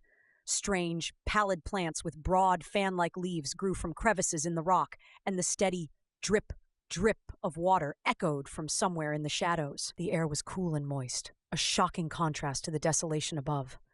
The fox-like creature sat a few feet away, calmly washing its face with a paw, as if it hadn't just led her on a harrowing journey through the earth. "Kael!" Elara called, her voice echoing strangely in the cavern. "It's okay! Come through! A few minutes later, Kaelen emerged, pale and sweating, clutching his side. He stared around the cavern, his jaw slack with wonder. "Where are we? I have no idea," Elara whispered. The creature finished its bath, gave them one more appraising look, then turned and trotted off along a path that wound between the glowing fungi and strange plants. "I guess we're still following," Kaelen said wryly. They had little choice. The creature was their only guide in this subterranean world. They followed it deeper into the cavern, the path descending gradually. The sound of dripping water grew louder, and soon they found its source, a small, clear stream trickling along a channel in the rock floor, fed by stalactites weeping water from the ceiling high above. They fell to their knees beside it, drinking deeply. The water was cold and clean, without the strange energy of the warden's vial, but it was the most wonderful thing they had ever tasted. They refilled their water skin until it bulged. Their guide waited patiently, then continued on. The cavern eventually narrowed into a tunnel again, but this one was smooth and showed signs of ancient, careful work. Another warden path, but this one was hidden and intact. The fox creature seemed to know exactly where it was going. After another hour of walking, the tunnel opened into a smaller, cozy cavern. A small fire pit sat in the center, its ashes long cold. Shelves were carved into the walls, holding simple clay pots and woven baskets. A bed of dried moss was piled in one corner. It was a safe house, a refuge. The creature hopped up onto a low rock near the fire pit and looked at them expectantly. It lives here?" Kaelen said, lowering himself carefully onto the moss bed with a sigh of relief. "I think it's been waiting for someone," Elara said, looking around the homey space. She approached one of the shelves. The pots were empty, but one of the baskets contained a store of nuts and a strange, tuberous root vegetable. Another held more of the strong, silvery thread they'd found before. She turned to the creature. "Thank you," she said, feeling foolish but compelled. "You saved us." The creature chittered softly and then did something astonishing. It stood on its hind legs, placed a paw on its chest, and gave a small bow. Elara and Kaelen exchanged a stunned glance. "It understands," Kaelen breathed. The creature then pointed a paw at Elara, specifically at the claw marks on her shoulder that she had cleaned. It made a series of gestures, pointing at her wound, then at a dark opening at the back of the cavern, then rubbing its paws together. "I think it wants to help with your shoulder," Kaelen translated slowly. Hesitantly, Elara walked toward the dark opening. It led to a very small side chamber where a tiny spring welled up from a crack in the floor, forming a shallow pool. The air here hummed with the same energy as the warden's water vial. The creature dipped its paw into the pool and then gestured for Elara to kneel. She did, and the creature gently smeared the water over the angry red claw marks. An immediate, soothing coolness spread through the wound, and before her eyes the inflammation began to fade and the edges of the cuts knitted together, leaving behind only faint, pink lines. It was a healing spring. Overwhelmed with gratitude, Elara looked at the strange, intelligent creature. "Who are you?" The creature tilted its head. Then it scurried out of the chamber and returned a moment later, dragging something in its teeth. It dropped the object at Elara's feet. It was a collar, a delicate band of woven silver thread from which hung a small, polished piece of amber.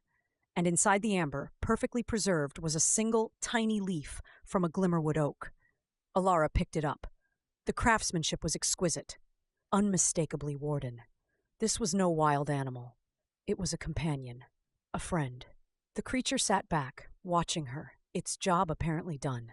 They had been led to safety, to water, to healing, and to supplies. For the next 2 days, they rested in the hidden cavern. Kaelen's ribs, treated with the healing water and enforced rest, improved dramatically. They ate the stored nuts and roots, and Elara used the silver thread to properly stitch up the tears in their clothes. It was a time of forced peace, a chance to recover their strength and their sanity. Elara spent hours with the creature, which she now called Asha, a word from the old stories that meant hope. Asha seemed to enjoy her company, often curling up beside her as she studied the map and the revealer. Through a series of gestures, chitters, and pointing, Asha confirmed their direction. The path through the mountains was the right one. Their destination lay ahead. On the morning of the 3rd day, they were as ready as they would ever be. They packed what supplies they could carry: fresh water, nuts, and a few of the roots. Asha watched them prepare, its tail swishing slowly. When they were ready to leave, Asha trotted to the entrance of the refuge tunnel and stopped. It looked back at them and let out a soft, mournful sound. "You're not coming with us, are you?" Elara asked, her heart sinking. Asha shook its head, a shockingly human gesture. It pointed back into the cavern, then at itself. Its duty was here, guarding this place, waiting for the next lost soul who might stumble this way. Elara knelt and stroked Asha's soft fur. "Thank you," she whispered, her voice thick with emotion. "We won't forget you." Asha nuzzled her hand, then turned and vanished back into the darkness of its home. They stood there for a moment in the silent tunnel, feeling the loss of their small guide acutely. Then, with a deep breath, they turned and continued down the ancient warden path, leaving the refuge behind. The tunnel began to slope upward. The air grew gradually warmer and drier. After several hours of walking, a bright light appeared ahead, not the soft glow of fungi, but the harsh white light of the sun. They emerged, blinking, onto a high mountain ledge.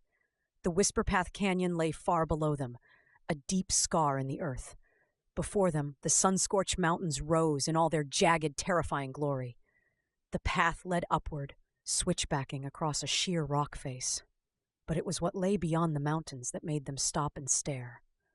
On the far horizon, hazy with distance but unmistakable, was a city. It was not a city of light and grace like the Warden ruins. This was a city of iron and smoke. Black, angular towers clawed at the sky, connected by skeletal bridges. Even from here, they could see the faint glow of furnaces and hear the faint industrial hum that carried on the thin mountain air. The Iron City, the source of the riders, the heart of the corruption, the place that wanted her blood. And according to the map and the persistent pull in her palm, it was exactly where they were headed. The safe, hopeful feeling from the refuge vanished, replaced by a cold, certain dread. They hadn't been walking toward a sanctuary. They had been walking directly into the lion's den. Chapter 9. The Ascent. The sight of the Iron City on the horizon was a physical blow. It sat in the distance like a festering wound on the landscape, a stark counterpoint to the natural if brutal beauty of the mountains. The hum that carried on the wind was a constant, low-grade threat, a reminder that their journey was not towards refuge, but towards the very source of their nightmare. Kaelen sank onto a rock, his face ashen. "It's there!" "All this time, your hand was leading us there." He looked at Elara, his eyes wide with a fresh kind of fear. "Why? Why would it do that?" Elara stared at her palm. The mark glowed softly, its pull toward the city undeniable, inexorable. The revelations from the Guardian Stone flooded back. Her blood was the key. The wardens had hidden her, but their magic, the magic in her blood, was still intrinsically tied to the source of the conflict. The shard of star iron that lay at the heart of that dark city. The compass in her hand wasn't pointing to safety. It was pointing to the lock it was meant to open. "It's not leading us to safety," she said, her voice hollow. "It's leading me to my destiny, for good or for ill." She closed her hand into a fist, but she couldn't shut out the feeling. My father wasn't just hiding me from them. He was hiding me from this, from what I am. "So we turn around," Kaelen said, his voice desperate. "We find another way. We go back through the canyon. We take our chances with the sun's anvil. Anything!" "And then what?" Elara asked, turning to face him. The wind whipped her hair around her face. "They will never stop looking for me, Kael. They tracked me to Oakhaven. They will track me anywhere. As long as that thing in the city sleeps, they will hunt me. I'm not a person to them. I'm a resource. A battery." She looked toward the oppressive silhouette on the horizon. "Running forever isn't a life. It's just a slower death."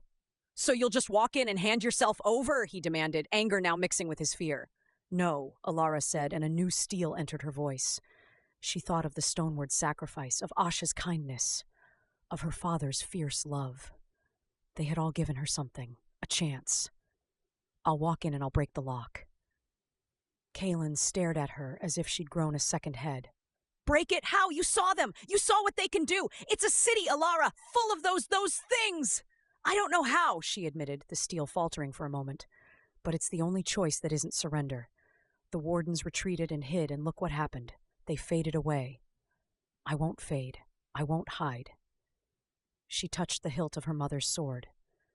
I will tinker with their machine until it breaks. The resolve in her voice, however fragile, was enough to silence his protests. He looked from her determined face to the monstrous city and back again. Finally, he let out a long, defeated sigh. Okay, he said, pushing himself to his feet. Okay, but if we're going to break the unbreakable thing, let's not do it exhausted. We need to get through these mountains first. The path ahead was daunting. The trail was little more than a goat track, switchbacking up the sheer face of the mountain. The air grew thin and cold, and the sun, which had been their enemy in the basin below, became a fleeting, cherished friend as they climbed into the clouds. The map was their guide now, showing a treacherous route labeled The Sky Singer's Pass. The name felt like a cruel joke. The only song here was the constant, moaning wind that threatened to pluck them from the narrow ledges and send them plummeting to the rocks below. They climbed for 2 days, their progress agonizingly slow. They were constantly exposed with no shelter from the elements. At night, they huddled in whatever shallow crevices they could find, shivering under the single blanket, listening to the wind scream. Their food ran low, and they were reduced to a few mouthfuls of water and the last of the dried roots from Asha's refuge. Elara's shoulder ached with a deep, cold pain, and Kaelen's ribs, though healed, still protested every difficult move. The Iron City was their only motivator, a dark star pulling them forward through the exhaustion. On the 3rd day of the ascent, the weather turned. The sky, already a pale, high-altitude blue, darkened to the color of lead. A freezing wind began to blow, carrying with it the first stinging flakes of snow. "We need to find shelter!" Kaelen yelled over the gale. "Now!" They were on a particularly exposed section of the trail, with a vertical rock face on one side and a dizzying drop on the other. The snow began to fall in earnest, a blinding horizontal sheet that iced the rock under their feet and stole the visibility. Elara fumbled with the map, her fingers numb with cold. There's a marker here! A waystone! It should be close!" They pushed forward blindly, the world reduced to a few feet of whirling white. Elara's mark was no help here. Its pull was a straight line through the mountain itself. They had to trust the map. Just as Elara was beginning to believe they would freeze to death on the side of the mountain, a dark shape loomed out of the blizzard. It was a large, standing stone, carved with the now familiar warden symbols. And behind it, almost completely hidden by a fold in the rock, was the dark opening of a cave. They stumbled into the shelter, collapsing onto the cold stone floor, gasping with relief. The cave was shallow, but it was out of the wind and the snow. For now, it was enough. As they caught their breath, Elara took stock. The cave was not natural. The walls were smooth, and the floor was level. At the back, a simple stone basin collected water dripping from a fissure in the ceiling. Another warden's safe house, this one a stark, functional way station for a journey that few had ever made. Kaelen was already on his feet, investigating the basin. "Water's good," he reported, drinking deeply from his cupped hands. Elara joined him, the cold water reviving her slightly. As she drank, she held up the revealer, scanning the walls out of habit. The walls were covered in writing. Not the frantic warnings of the silent gate, but a neat, precise script that told a story. She read it aloud, her voice echoing softly in the small space. "I am Lyra, last warden of the Verdant Ring. I have fled the falling spires of my home, carrying the hope of my people. The corrupted lord believes the old blood is his to claim, that our power can be harnessed to wake the poison in his heart and make it his slave. He is wrong. Our blood does not wake the sleeping stone to serve. It wakes it to consume. To use it is to be consumed by it. This is the truth we could not make them see. This is the truth that tore our people apart. I go now to hide to protect my child, and to ensure this truth dies with me, for the world is not ready for a power that devours all it touches." Elara lowered the revealer, her hand trembling. Her mother, Lyra, she had been here. She had written this message, not knowing her daughter would one day read it. The words painted a terrifying new picture. Her blood wasn't just a key. It was a catalyst for a catastrophic reaction. The Iron City didn't want to control the sleeping stone. They wanted to wake it and bind it to their will. But her mother's message claimed that was impossible. Her blood would wake it, but it would then consume everything. The user, the city, possibly the world. It was a doomsday device. Consume, Kaelen whispered, the horror dawning on his face. Elara, if they get you, they're not just building a weapon, they're lighting a fuse. The full, horrifying scope of it crashed down on her. Her father hadn't just been protecting his daughter. He'd been protecting the world from a walking apocalypse. Her very existence was a threat. The sound of booted feet on stone outside the cave entrance snapped them out of their stunned reverie. They weren't alone. Elara doused the light of her sword, plunging the cave into near darkness. They pressed themselves against the cold wall, hardly daring to breathe. 2 figures entered the cave, shaking snow from their cloaks. They weren't the black-armored riders. These men were clad in practical fur-lined leathers, their faces weathered and hard. They carried well-used bows and hunting knives. One of them struck a flint, lighting a small lantern that cast dancing shadows on the walls. "Blasted storm," one man grumbled, his voice rough. "We'll never find them in this." "The Seeker says the signal is strong," the other replied, his voice colder, more focused. He was taller, with a sharp, predatory look in his eyes. "They're close. Can't have gotten far in this. The brat's not used to the mountains." Alara's blood ran cold. They were hunters, trackers, and they were looking for her. The first man held up a strange device, a complex arrangement of copper wires and a pulsating, dark red crystal that glowed with an unhealthy light. It was pointing directly toward their hiding spot. "The Seeker doesn't lie," the first man said, a cruel smile spreading across his face. "The little spark is right here." Their eyes adjusted to the lantern light, and their gazes locked onto Elara and Kaelen, pressed against the back wall. There was nowhere to run. Chapter 10. The Hunters and the Prey. For a heartbeat, the 4 of them were frozen in a silent tableau, the only sound the howl of the wind outside the cave. The 2 hunters looked more surprised than threatening, as if they'd stumbled upon a rare bird in a trap, rather than their quarry. The moment shattered. The taller hunter, the one with the cold eyes, moved first. His hand went to the knife at his belt. "Don't move, girl. We're not here to hurt you. The Lord just wants to talk." Elara didn't believe it for a second. The look in his eyes was the same as the riders in the village, the look of a man assessing a prize animal. She reacted on pure instinct. She didn't draw her sword. The cave was too confined, the risk of hitting Kaelen too high. Instead, she grabbed the nearest weapon, the half-full water skin. She swung it hard, the weight of the water adding force, and connected with the lantern the first hunter held. The glass shattered, spraying oil and extinguishing the light, plunging the cave back into near-total darkness. "Get them!" the cold-eyed hunter roared. Chaos erupted. Elara shoved Kaelen toward the cave entrance. "Run!" They stumbled out into the blinding white fury of the blizzard. The wind immediately stole their breath, and the snow lashed at their faces like icy needles. They could see nothing. Their world reduced to a swirling white void. "This way!" Kaelen yelled, grabbing her arm and pulling her along the ledge. They had no choice but to trust his memory of the path before the storm hit. Shouts echoed behind them, swallowed by the gale. A crossbow bolt whistled past Alara's head and shattered against the rock face beside her. They were shooting blindly into the storm. They ran, their feet slipping on the icy stone. The path was a treacherous ribbon under a blanket of snow, the deadly drop on their right, invisible but felt in every terrified step. "They have a device!" Elara gasped, the words ripped away by the wind. "It tracks me!" "Then we can't outrun them!" Kaelen shouted back. They needed to hide, to disappear. The revealer, the thought cut through her panic. She fumbled for it under her tunic as they ran, her numb fingers struggling to grip the cold brass cylinder. She skidded to a halt, pressing herself against the rock face, and held the revealer to her eye. The world through the lens was a monochrome of white and gray, but there, on the rock wall beside her, was a symbol she recognized from the whisper path. A circle with a downward arrow, a marker for a hidden drop, a shelter below. She scanned the ground frantically. Just ahead, almost completely obscured by snow, was a flat stone with a faint hairline crack outlining it. "Here!" She screamed, dropping to her knees and scrabbling at the stone. Kaelen joined her, digging with his bare hands.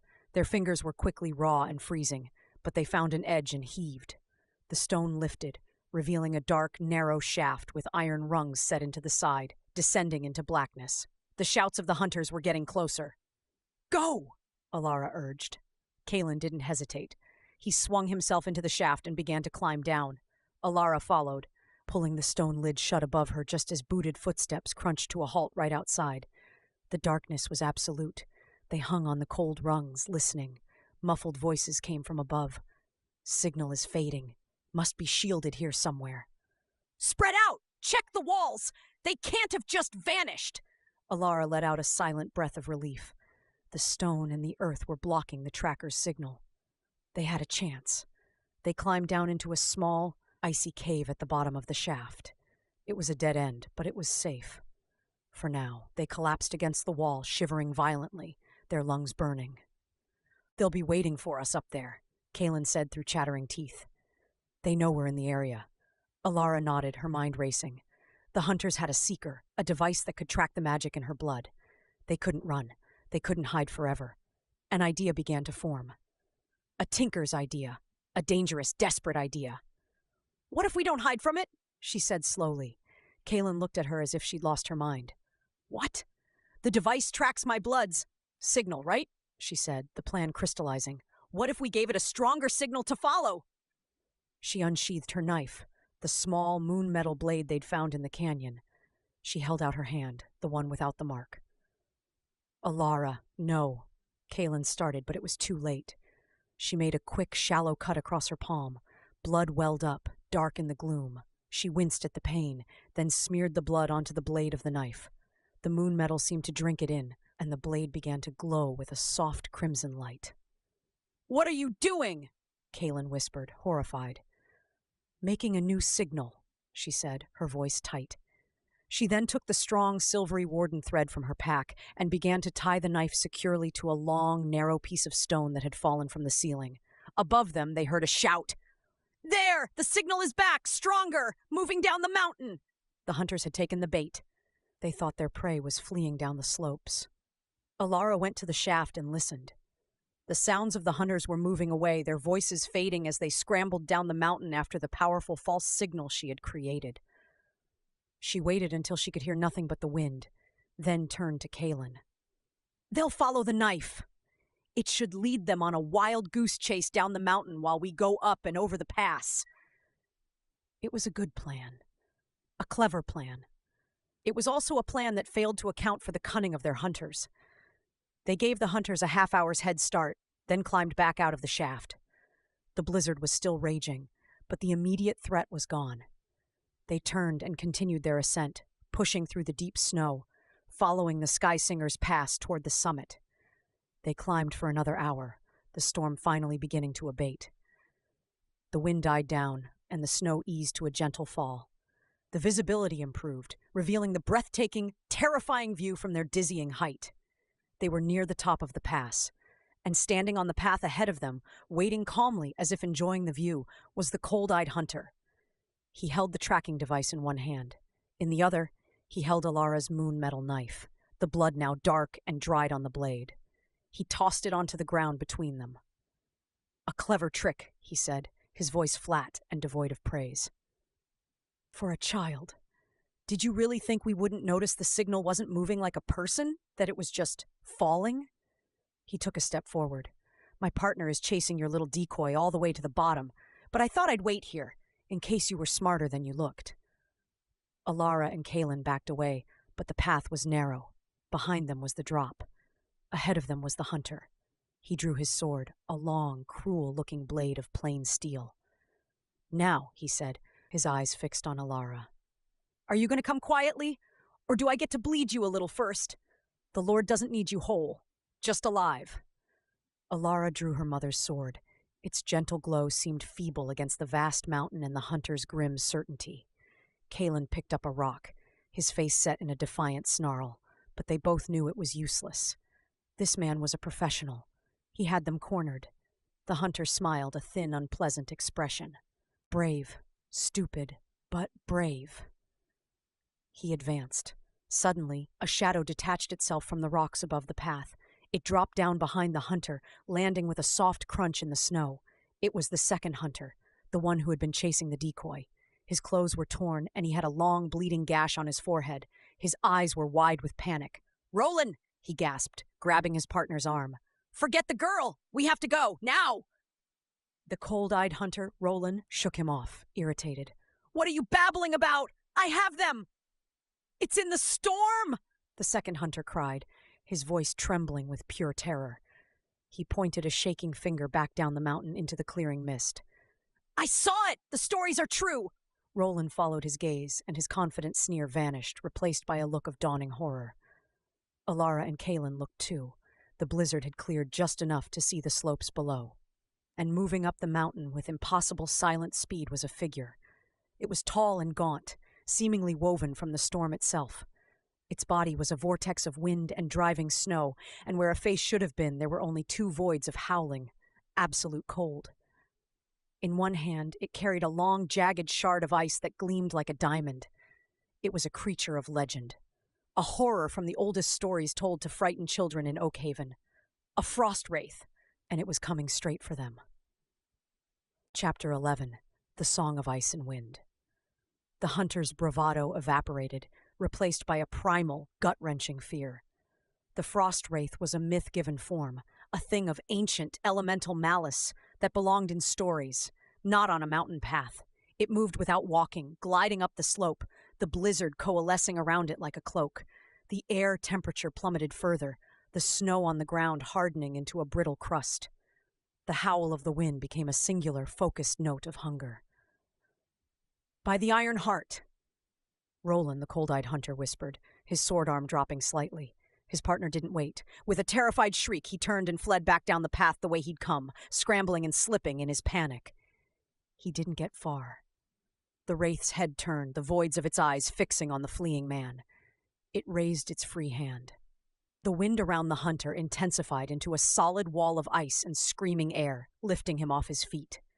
He screamed, a short, sharp sound that was cut off as the temperature around him flash froze the very air in his lungs. His body, encased in a tomb of clear ice, hung in the air for a moment before the wraith made a casual flicking gesture. The icy prison with the man inside was hurled from the mountain path, shattering silently on the rocks far below. Roland stared, his face a mask of utter horror. The professional tracker was gone, leaving only a terrified man facing a force of nature. Elara and Kaelen were frozen too, but not by the cold. They were trapped between the hunter and the wraith. There was no escape. The wraith turned its attention back to them. It glided closer. The cold was no longer just a temperature. It was a physical force, sapping their strength, freezing the tears on their cheeks. Alara's sword felt like a bar of ice in her hand, its light guttering weakly. Roland made his choice. Survival instinct overrode his orders. He turned and ran, not down the mountain, but up toward Elara and Kaelen, toward the summit of the pass. "Move!" he screamed at them as he barreled past, shoving Kaelen aside in his desperation. The sudden movement broke the wraith's focus on them. Its head swiveled toward the fleeing hunter. It saw prey trying to escape. With a sound like a glacier calving, it surged after him. Elara and Kaelen pressed themselves against the rock face as the vortex of ice and wind roared past them. The cold was so intense it felt like their skin was burning. They caught a glimpse of Roland's face, twisted in a final silent scream before the wraith enveloped him. There was no dramatic freeze this time. He simply dissolved, his body unmade by the absolute cold, his essence scattered into the howling wind. The wraith paused, hovering where the hunter had been. It seemed to drink in the silence, the satisfaction of the kill. Then slowly, the voids of its eyes turned back toward Elara and Kaelen. It had dispensed with the distractions. Now it was their turn. Kaelen fumbled for a rock, his hands shaking so badly he could barely grip it. "What do we do?" he hissed, his voice cracking. Alara's mind, usually so quick to find a solution, was a blank sheet of ice. You couldn't tinker with a storm. You couldn't reason with winter itself. The wraith glided toward them, taking its time. It raised the jagged ice shard that served as its blade. Desperate, Elara raised her own sword, a pathetic gesture of defiance. The moon-metal blade, which had glowed with such fierce light in the cavern, now flickered like a dying candle in the face of this primordial cold. But as the two blades of ice and light came into proximity, something happened.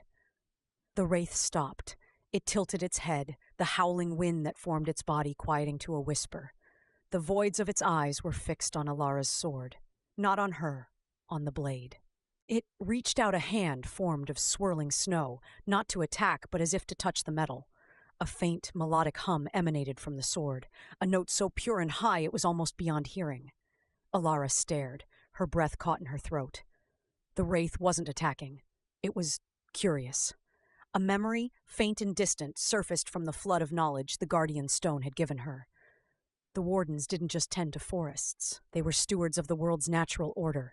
They communed with spirits of earth, water, and air. They calmed storms and nurtured springs. This frost wraith wasn't a mindless monster. It was a spirit. A wild, dangerous, and ancient spirit of the high mountains, perverted and enraged by the same corruption that had poisoned the land and created the barrens. The Star Iron's influence had twisted it from a guardian of the peaks into a killer. But the moon metal of her sword, it was pure. It was of the old world, the world before the corruption. It was a relic of the harmony the Wardens had embodied. The wraith recognized it. The void-like eyes lifted from the sword to Elara's face. The unbearable pressure of its gaze lessened. The killing intent faded, replaced by a sense of questioning, a longing. It was still a creature of immense danger, a force of nature that could unmake them in a heartbeat. But it was no longer looking at them as prey. Slowly, carefully, Elara lowered her sword. She didn't sheath it. She held it out, flat on her palms, an offering, a connection. The wraith leaned closer. The cold was still intense, but it was no longer hostile. It was simply its nature. The swirling snow of its form brushed against the blade, and the melodic hum grew louder, a duet between the metal and the wind. Then, the wraith did something astonishing. It straightened up and pointed with its ice shard, not at them, but up the path, now toward the summit of the pass. It was showing them the way. Then it simply unraveled. Its form dissolved back into the storm, the wind and snow returning to their natural state. In a matter of seconds, it was gone, as if it had never been there. The temperature began to rise ever so slightly. Elara and Kaelen stood there, stunned, unable to process what had just happened. It helped us, Kaelen finally stammered, lowering his rock. A frost wraith. Helped us! It recognized the sword, Elara said, her voice filled with awe. She looked at the blade in her hands with new reverence. It was more than a weapon. It was a key, a symbol, a piece of a world that was lost. It recognized what I am, or what I'm supposed to be, she thought. Shaken but alive, they continued their climb. The path became less steep, and soon they trudged through the deep snow onto a flat, windswept plateau, the summit of the Sky Singer's Pass. The storm had passed completely now. The sky was a deep crystalline blue, and the sun, weak but bright, reflected off the endless sea of white peaks around them. It was a view of breathtaking, terrible beauty. And there, on the far horizon, clearer than ever, was the Iron City, its spires like black needles against the sky. But that wasn't what made them stop and stare. In the center of the plateau stood a circle of standing stones, much like the waystone that had saved them, but larger and arranged with clear purpose. In the center of the circle was a plinth, and on that plinth sat a large, perfectly cut crystal the size of Elara's head. It was clear as glass, and it pulsed with a soft, internal light. As they approached, the crystal began to glow brighter. A low, resonant hum filled the air, the same note that had come from Elara's sword, but amplified 1,000 times. This was the Sky Singer, the source of the pass's name. Without being told, Elara knew what to do. She walked into the circle of stones and placed her hand, the one with the Warden's mark, upon the crystal. The moment she touched it, the world sang. Light erupted from the crystal, not a beam, but a wave, a visible ripple of pure energy that expanded outwards in all directions. Silent and immense, it washed over the mountains, over the distant barrens, over everything. And for the briefest of moments, Elara could see it all, not with her eyes, but with her mind. She saw the corrupted veins of black energy seeping from the Iron City. She saw the faint dying glow of the Glimmerwood. She saw the deep, patient pulse of the earth itself. She saw the threads of life, thin and frayed, but still holding. The vision was overwhelming, a flood of information that would have shattered her mind if not for the crystal acting as a conduit, tempering the flow. It showed her the sickness of the land in stark, painful detail, and it showed her the source. A core of absolute blackness, a hunger that devoured light and life buried deep beneath the Iron City. The shard of star iron, the sleeping stone. The wave of light receded, flowing back into the crystal, and the connection broke. Elara stumbled back, gasping, her mind reeling. She had seen the patient's disease, and it was terminal. Kaelen was at her side, his face full of concern. "What happened? What was that?" A diagnosis, Elara breathed, her eyes wide with the horror of what she'd seen. "The whole world is sick, and the cancer is right there." She pointed a trembling finger at the Iron City. The gentle glow of the crystal faded, its work done. It had given its warning. It had shown the warden's heir the true scale of the task. They were no longer just two refugees fleeing from hunters. They were the only ones who had seen the sickness and knew where to aim the knife. The descent down the other side of the mountain was a silent, grim affair. The wonder of the heights was gone, replaced by the crushing weight of responsibility. The Iron City was no longer a distant nightmare. It was a target. They reached the foothills by nightfall, the mountains casting long, cold shadows behind them. The air here was warmer, but it carried the faint, acrid tang of the city's smog. They found a shallow cave to hide in for the night, too exhausted to make a fire, too preoccupied to eat. They simply sat in the darkness, watching the distant, fiery glow of the city's forges stain the underside of the clouds. "So," Kaelen said quietly, his voice cutting through the heavy silence, "how do we break the unbreakable thing?" Elara looked at the city, then down at the mark on her palm. She thought of her mother's warning. "It wakes it to consume." "We don't break it," she said, a terrifying plan beginning to form in her mind. "We let it wake up." Chapter 12. The Forge of Shadows. The plan was madness. It was a suicide pact wrapped in a desperate gamble. To willingly walk into the stronghold of the enemy and wake the very thing they wanted to use to dominate the world, to let it consume, went against every instinct of self-preservation. But as they huddled in the foothills, watching the industrial sunrise of the Iron City stain the sky, Elara could see no other path. The vision from the Sky Singer had burned away any illusion of a simpler solution. The corruption was a systemic infection. Cutting off one limb, destroying a few riders, even killing the corrupted lord, would not stop it. The shard of star iron was the source. It had to be unmade. And according to her mother, her blood was the only thing that could trigger that reaction. "We find the shard," Elara said, her voice low and steady in the pre-dawn gloom. "We get to it, and I do what my blood is meant to do." Kaelen was silent for a long time, staring at the city. "You heard what your mother wrote. It will consume you too." "I know," Elara whispered. "No," he said, turning to look at her, his face fierce. "That's not an option. We find another way. We find a way to destroy it without you. Without that." "How?" Elara asked, the word hanging in the air between them, heavy and unanswerable. He had no reply. The silence that followed was an admission. The map was useless now.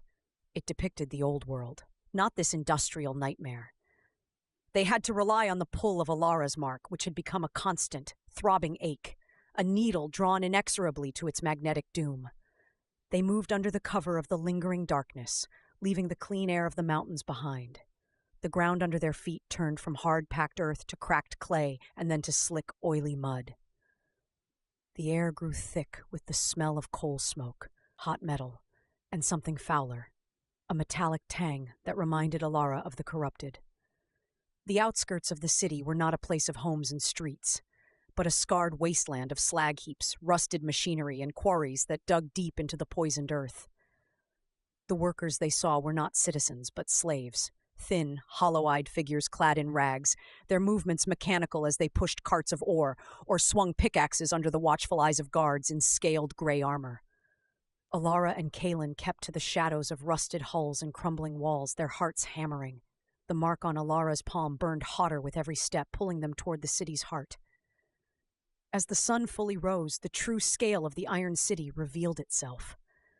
There were no graceful spires that had been an illusion of distance. The towers were brutalist smelters and refineries, belching black smoke into the sky. The streets were narrow canyons between windowless factories, running with filthy water and crowded with grim-faced people who walked with their heads down. There was no color, no life, only varying shades of gray, black, and rust red. The pull led them deeper, into a district where the air hummed with a palpable power. The buildings here were older, made of the same dark green stone as the silent gate, but they were encrusted with pipes and wires that pulsed with a sluggish orange light. The mark on Elara's hand was a fire now, a beacon she was certain everyone could see. They ducked into a narrow alley between two throbbing buildings, their backs against the cold, vibrating stone. Ahead was a large circular plaza, and in its center stood a fortress-like structure, its entrance a massive archway guarded by a dozen soldiers in the menacing black armor of the riders. "That's it," Elara breathed, the pull so strong it felt like a physical cord attached to her sternum, yanking her toward that archway. "The shard is in there!" Getting past the guards was impossible. The plaza was wide and open, offering no cover. They were stuck. "Now what?" Kaelen whispered, peering around the corner. As if in answer, a loud clanging bell echoed through the district. The guards at the entrance straightened up. From a side street, a line of slaves emerged, chained together at the ankle, pushing heavy carts laden with raw, black ore. They were headed for the fortress. A plan desperate and insane formed in Elara's mind. "The carts," she said. "We hide in the carts." "Are you mad? They'll find us!" "They're not looking for stowaways. They're looking for threats. We look like them." She gestured to their own dirty, travel-worn clothes. They could easily pass for slaves. They waited until the last cart in the line was passing their alley. With a quick shared glance of "this is it," they darted out and scrambled over the low side of the cart, burying themselves under the sharp, heavy chunks of ore. The smell was overwhelming, a cloying metallic odor that made them want to gag. The cart rumbled forward, entering the shadow of the archway. Elara held her breath, expecting a shout, a spear through the ore, but none came. The guards were only interested in the slaves pushing the carts, not their contents. They were inside.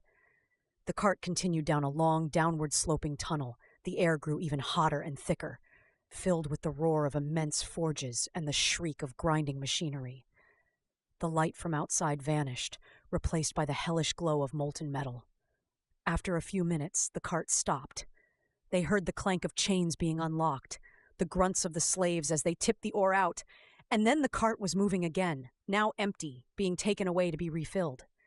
They were in a holding area, a cavernous space filled with rows of empty carts. They waited until the sounds of the slaves faded, then cautiously peered over the edge. They were in the belly of the beast. The room they were in was vast, its ceiling lost in smoky darkness high above. Great conveyor belts carried ore from processing machines to openings in the far wall, where unimaginable heat radiated. The floor vibrated with the pounding of massive hammers. And the pull. It was unbearable. It was coming from beyond the far wall. "The forges are that way," Elara said, her voice trembling.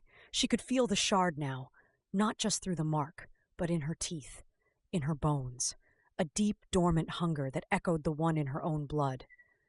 They slipped out of the cart and moved along the wall, staying in the shadows of hulking, silent machinery. The place was largely automated, a testament to the Iron City's twisted ingenuity. They saw few people, just the occasional overseer in gray armor monitoring dials and levers. They reached a small, heavy door set into the far wall. It was unguarded, marked with a symbol that made Elara's skin crawl, a stylized black shard identical to the one from her vision. This was it. Elara tried the handle. It was unlocked. She pushed it open, and a wave of blistering heat washed over them. They stepped through into hell. It was a circular chamber at the center of which was a massive pit. In that pit burned a fire that was not natural. It was a contained inferno of white-hot energy, roaring and twisting without consuming any fuel. And suspended in the heart of that fire, held in place by a complex cage of dark metal and crackling energy fields, was the shard. It was about the length of a man, jagged and black, but it was not inert. It pulsed with a slow, rhythmic light like a sleeping heart. And with each pulse, Elara felt her own blood surge in response. The mark on her hand was blindingly bright, a brand of pure agony. This was the source, the sleeping stone, the heart of the corruption. The thing that had poisoned the world and started a war. And standing at a control panel on the far side of the chamber, his back to them, was a man. He was tall and thin, clad in robes of deep gray rather than armor. His hands, covered in intricate metal tattoos, danced over the controls with a feverish intensity. He was muttering to himself, numbers and equations spilling from his lips. He hadn't noticed them. This was it. Their chance. Elara drew her sword. The moon metal blade flared to life, its cool light a defiant challenge to the hellish glow of the forge. The sound made the man turn. He was older than she expected, with a sharp, intelligent face and eyes that burned with a fanatical light. He didn't look surprised. He looked thrilled. "Ah!" he said, his voice a dry rasp that cut through the roar of the fire. "The catalyst! You are right on time!" He smiled, a thin, predatory expression. "I am Valerius, Master Artificer, and I have been so looking forward to meeting you." He gestured around him. "Welcome to the forge. Your blood will make a fine final ingredient." He wasn't afraid. He was expecting her. They hadn't snuck in. They had been allowed to walk right into his trap. Chapter 13. The Unmaking. Valerius's smile was a crack in a desert floor, devoid of warmth. "The tracking signal was most helpful," he rasped, his eyes fixed on Elara, with the avarice of a collector beholding his prize. "A little crude, perhaps, but effective. I knew you would come. The call is too strong for one of your blood to resist." Alara's grip on her sword tightened, the moon metal glow a small bastion against the chamber's oppressive heat and the artificer's chilling certainty. He had played them perfectly. Her desperate plan to use her blood as a weapon had walked them directly onto his anvil. Kaelen shifted beside her, his body tense, ready to spring, though he had no weapon but his fists. "You don't understand what you're doing!" Elara shouted over the roar of the unnatural fire. "My blood won't give you control! It will destroy you! It will destroy everything." Valerius let out a dry, dismissive laugh. The fearful superstitions of a dying culture. The wardens were always too timid to grasp true power. They called it consumption. We call it ignition. Your blood is the spark that will wake the engine, and our will shall be the hand on the throttle. He gestured to the complex machinery surrounding the pit. "The containment fields are perfected. The energy will be channeled, controlled. The power of a fallen star, harnessed to forge a new world. Our world." He truly believed it. He saw not a doomsday device, but the ultimate power source. His arrogance was a wall she could never breach with words. His hand hovered over a large crimson lever on the control panel. "Now enough talk. The Lord is impatient for his new era to begin." He was going to do it. He was going to lower the shields and pull her in, using the shard's own pull to draw her blood into the forge. There was no time left. No more plans. No more tricks. There was only the terrible, simple truth her mother had left her. Elara made her choice. She didn't charge at Valerius. She didn't try to fight the machinery. She turned and ran, not away from the pit, but straight toward it. "Elara, no!" Kaelen's scream was torn away by the furnace's roar. Valerius's smug confidence shattered into confusion, then dawning horror. "Stop her, you fool! You'll be destroyed!" But she was already at the edge. The heat was immense, blistering the skin on her face, sucking the air from her lungs. The pull from the shard was a physical force, a hook in her very soul. She didn't fight it. She embraced it. She raised her mother's sword one last time, not to strike, but in a final defiant salute. Then she threw it aside. It clattered on the hot stone, its light undimmed. This was not a warden's task. It was a tinker's. You couldn't fix a corrupted world. Sometimes you had to let the reaction complete. You had to let the broken thing unmake itself. She held her marked hand over the abyss of fire, and she let go. She didn't jump. She simply stopped resisting. The shard's hunger did the rest. She was yanked off her feet, pulled into the air, and suspended over the heart of the fire, directly opposite the pulsating black shard. The energy fields crackled around her, but they were designed to contain the shard's power, not to keep a person out. Valerius's perfect containment had a flaw. It needed her inside to work. She hung there, a sacrifice offered to a sleeping god. "No! You'll ruin everything!" Valerius shrieked, frantically working the controls, trying to reverse the process to eject her. But it was too late. The connection was made. Alara's vision swam. The world narrowed to the pulsating shard and the fire. She could feel her blood singing in her veins, answering the shard's call. It was a song of ending. She looked down and saw Kaelen. his face a mask of utter despair, fighting to get to her, held back by the intense heat. She saw Valerius, screaming in impotent rage. She smiled. She had tinkered with the machine one last time. She had inserted herself into the reaction and broken it. She drew her knife, the small moon-metal blade, from the canyon. With the last of her strength, she dragged it across her palm, deep and sure. Her blood, the rich, vibrant red of the verdant line, welled up and fell. It didn't drip. It streamed downward, against the pull of gravity, drawn in a perfect arc toward the black shard. The first drop hit its surface. Silence. The roar of the forge vanished. The pounding of the machinery ceased. The entire world seemed to hold its breath. Then the shard woke up.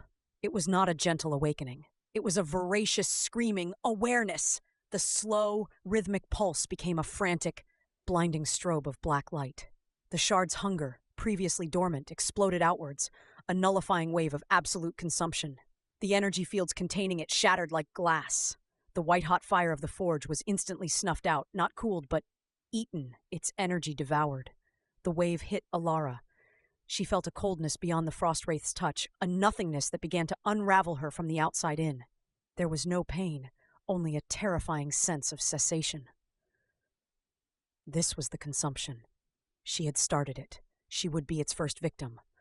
But as the wave of unmaking touched the moon-metal sword lying on the ground below, something changed. The sword flared with a light so pure and fierce it was like a tiny sun had been born in the heart of the darkness. It was a light not of power, but of presence, of memory, of a world that was whole. The unraveling of Alara's body slowed, hesitated. The shard hunger, mindless and absolute, sensed a new, more potent energy, an energy that was its utter opposite. The black pulse shifted, focusing on the sword. The wave of consumption retracted from Elara, swirling around the blade instead, trying to devour its light. It was a stalemate. The shard could not consume the moon metal, and the sword could not destroy the shard. Elara, suspended between life and death, her body half unmade, saw it. The machine was balanced on a knife's edge. It needed a final component, a conductor. With an effort that cost her everything, she turned her head. Her voice was not a sound, but a thought, a final desperate plea thrown at the only person left who could hear it. Kael, the sword. Kaelen, battered by the waves of nullifying energy, saw the struggle between the two forces. He saw Elara, fading, caught between them. He didn't understand the mechanics, but he understood her need. He fought through the debilitating cold, his every movement agony. He stumbled toward the glowing sword, his hand closing around the hilt. The moment he touched it, the circuit was complete. The moon metal's light did not fight the shard's darkness. It channeled it. Kaelen screamed as the shard's nullifying energy flooded through him. But he was not consumed. The sword in his hand acted as a filter, a prism. The mindless hunger was refined, focused, and given a purpose by the intent of the blade, the purpose of a warden, to preserve, to protect, to cleanse. The black energy, forced through the conduit of the sword and the will of its bearer, reversed its flow. It shot back toward the shard, not as consumption, but as purification. A beam of blinding white light shot through with threads of absolute black, lanced from the sword to the shard. The shard could not consume its own energy, transformed. It could only accept it. The black crystal began to crack, veins of brilliant white light spreading across its surface. It started to hum, a high, sharp note that climbed until it was beyond hearing. And then it shattered. Not with an explosion, but with an implosion of light and sound. A silent, expanding sphere of pure white energy erupted from the pit, washing through the chamber, through the walls, through the entire Iron City. Where it touched machinery, the rust and corruption vanished, leaving only clean, inert metal. Where it touched the corrupted, the twisted, fused forms unraveled, the dark energy holding them together dissolving, leaving behind only piles of harmless dust and a fading echo of the people they once were. Where it touched the land, the blight receded, the cracked earth healing, the poisonous streams running clear. The wave expanded outward across the barrens, a tide of healing silence following in the wake of the unimaginable noise at its heart. In the forge, the light faded. The shard was gone. The pit was dark and cold. Kaelen lay on the ground, the sword beside him, breathing heavily. He was alive. He was whole. Valerius was gone, his control panel and his ambitions reduced to a pile of fine gray ash. And Elara. Elara lay crumpled at the edge of the pit. She was terribly still, her skin pale and translucent like frosted glass. The mark on her hand was gone. The connection was broken. Kaelen crawled to her side, pulling her into his arms. "Elara! Elara! Please!" She was cold. So cold. There was no breath, no heartbeat. The shard's energy had unraveled her, and though the process had been reversed, the cost had been paid. He held her, tears cutting clean paths through the grime on his face. He had saved the world, and lost it all in the same moment.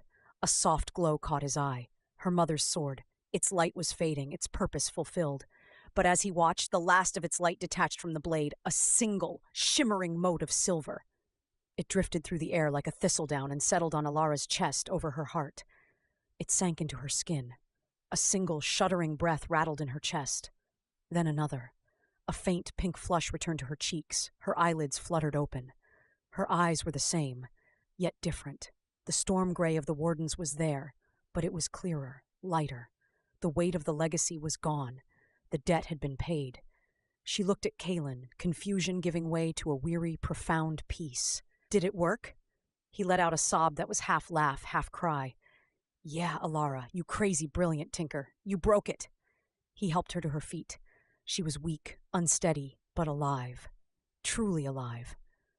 They stumbled out of the silent forge, through the quiet city. The oppressive hum was gone. The forges were cold. People were emerging from their homes and workshops, looking around in dazed wonder at the clean metal and the clear sky, as if seeing it for the first time. The Iron City was not destroyed. It was reset, cleansed.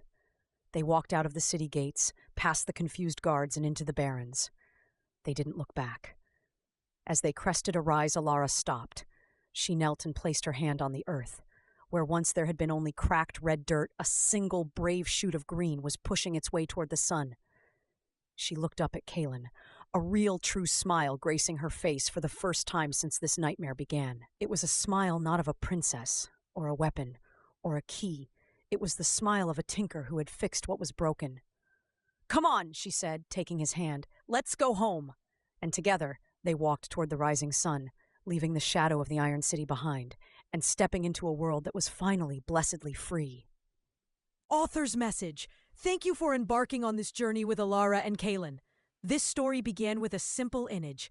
A girl standing at the edge of a known world, feeling an irresistible pull into the unknown. From that seed grew a tale of legacy, friendship, and the courage to redefine one's own destiny. Elara is not a traditional chosen one. She is a tinkerer, thrust into a role she never asked for, who ultimately saves the world not by embracing a predestined power, but by using her unique skills to understand and ultimately break the system she was meant to serve. Her greatest strength is not her blood, but her mind and her heart. Kaelen represents the unwavering loyalty and grounding force of true friendship. He is the anchor in her storm, the reminder of who she is at her core when the weight of the world threatens to define her. This world, with its glimmerwood and barrens, its wardens and corrupted, is a tapestry woven from themes that resonate with me. The tension between preservation and progress, the corruption of nature for power, and the idea that healing sometimes requires a painful reckoning before new growth can begin. I hope their story offered you a few hours of escape, a few moments of suspense, and perhaps a reminder that we are not always defined by the legacy we are given, but by the choices we make with it. The most powerful magic often lies not in world-ending power, but in the courage to care, to fix what is broken, and to walk forward with hope. Thank you for reading.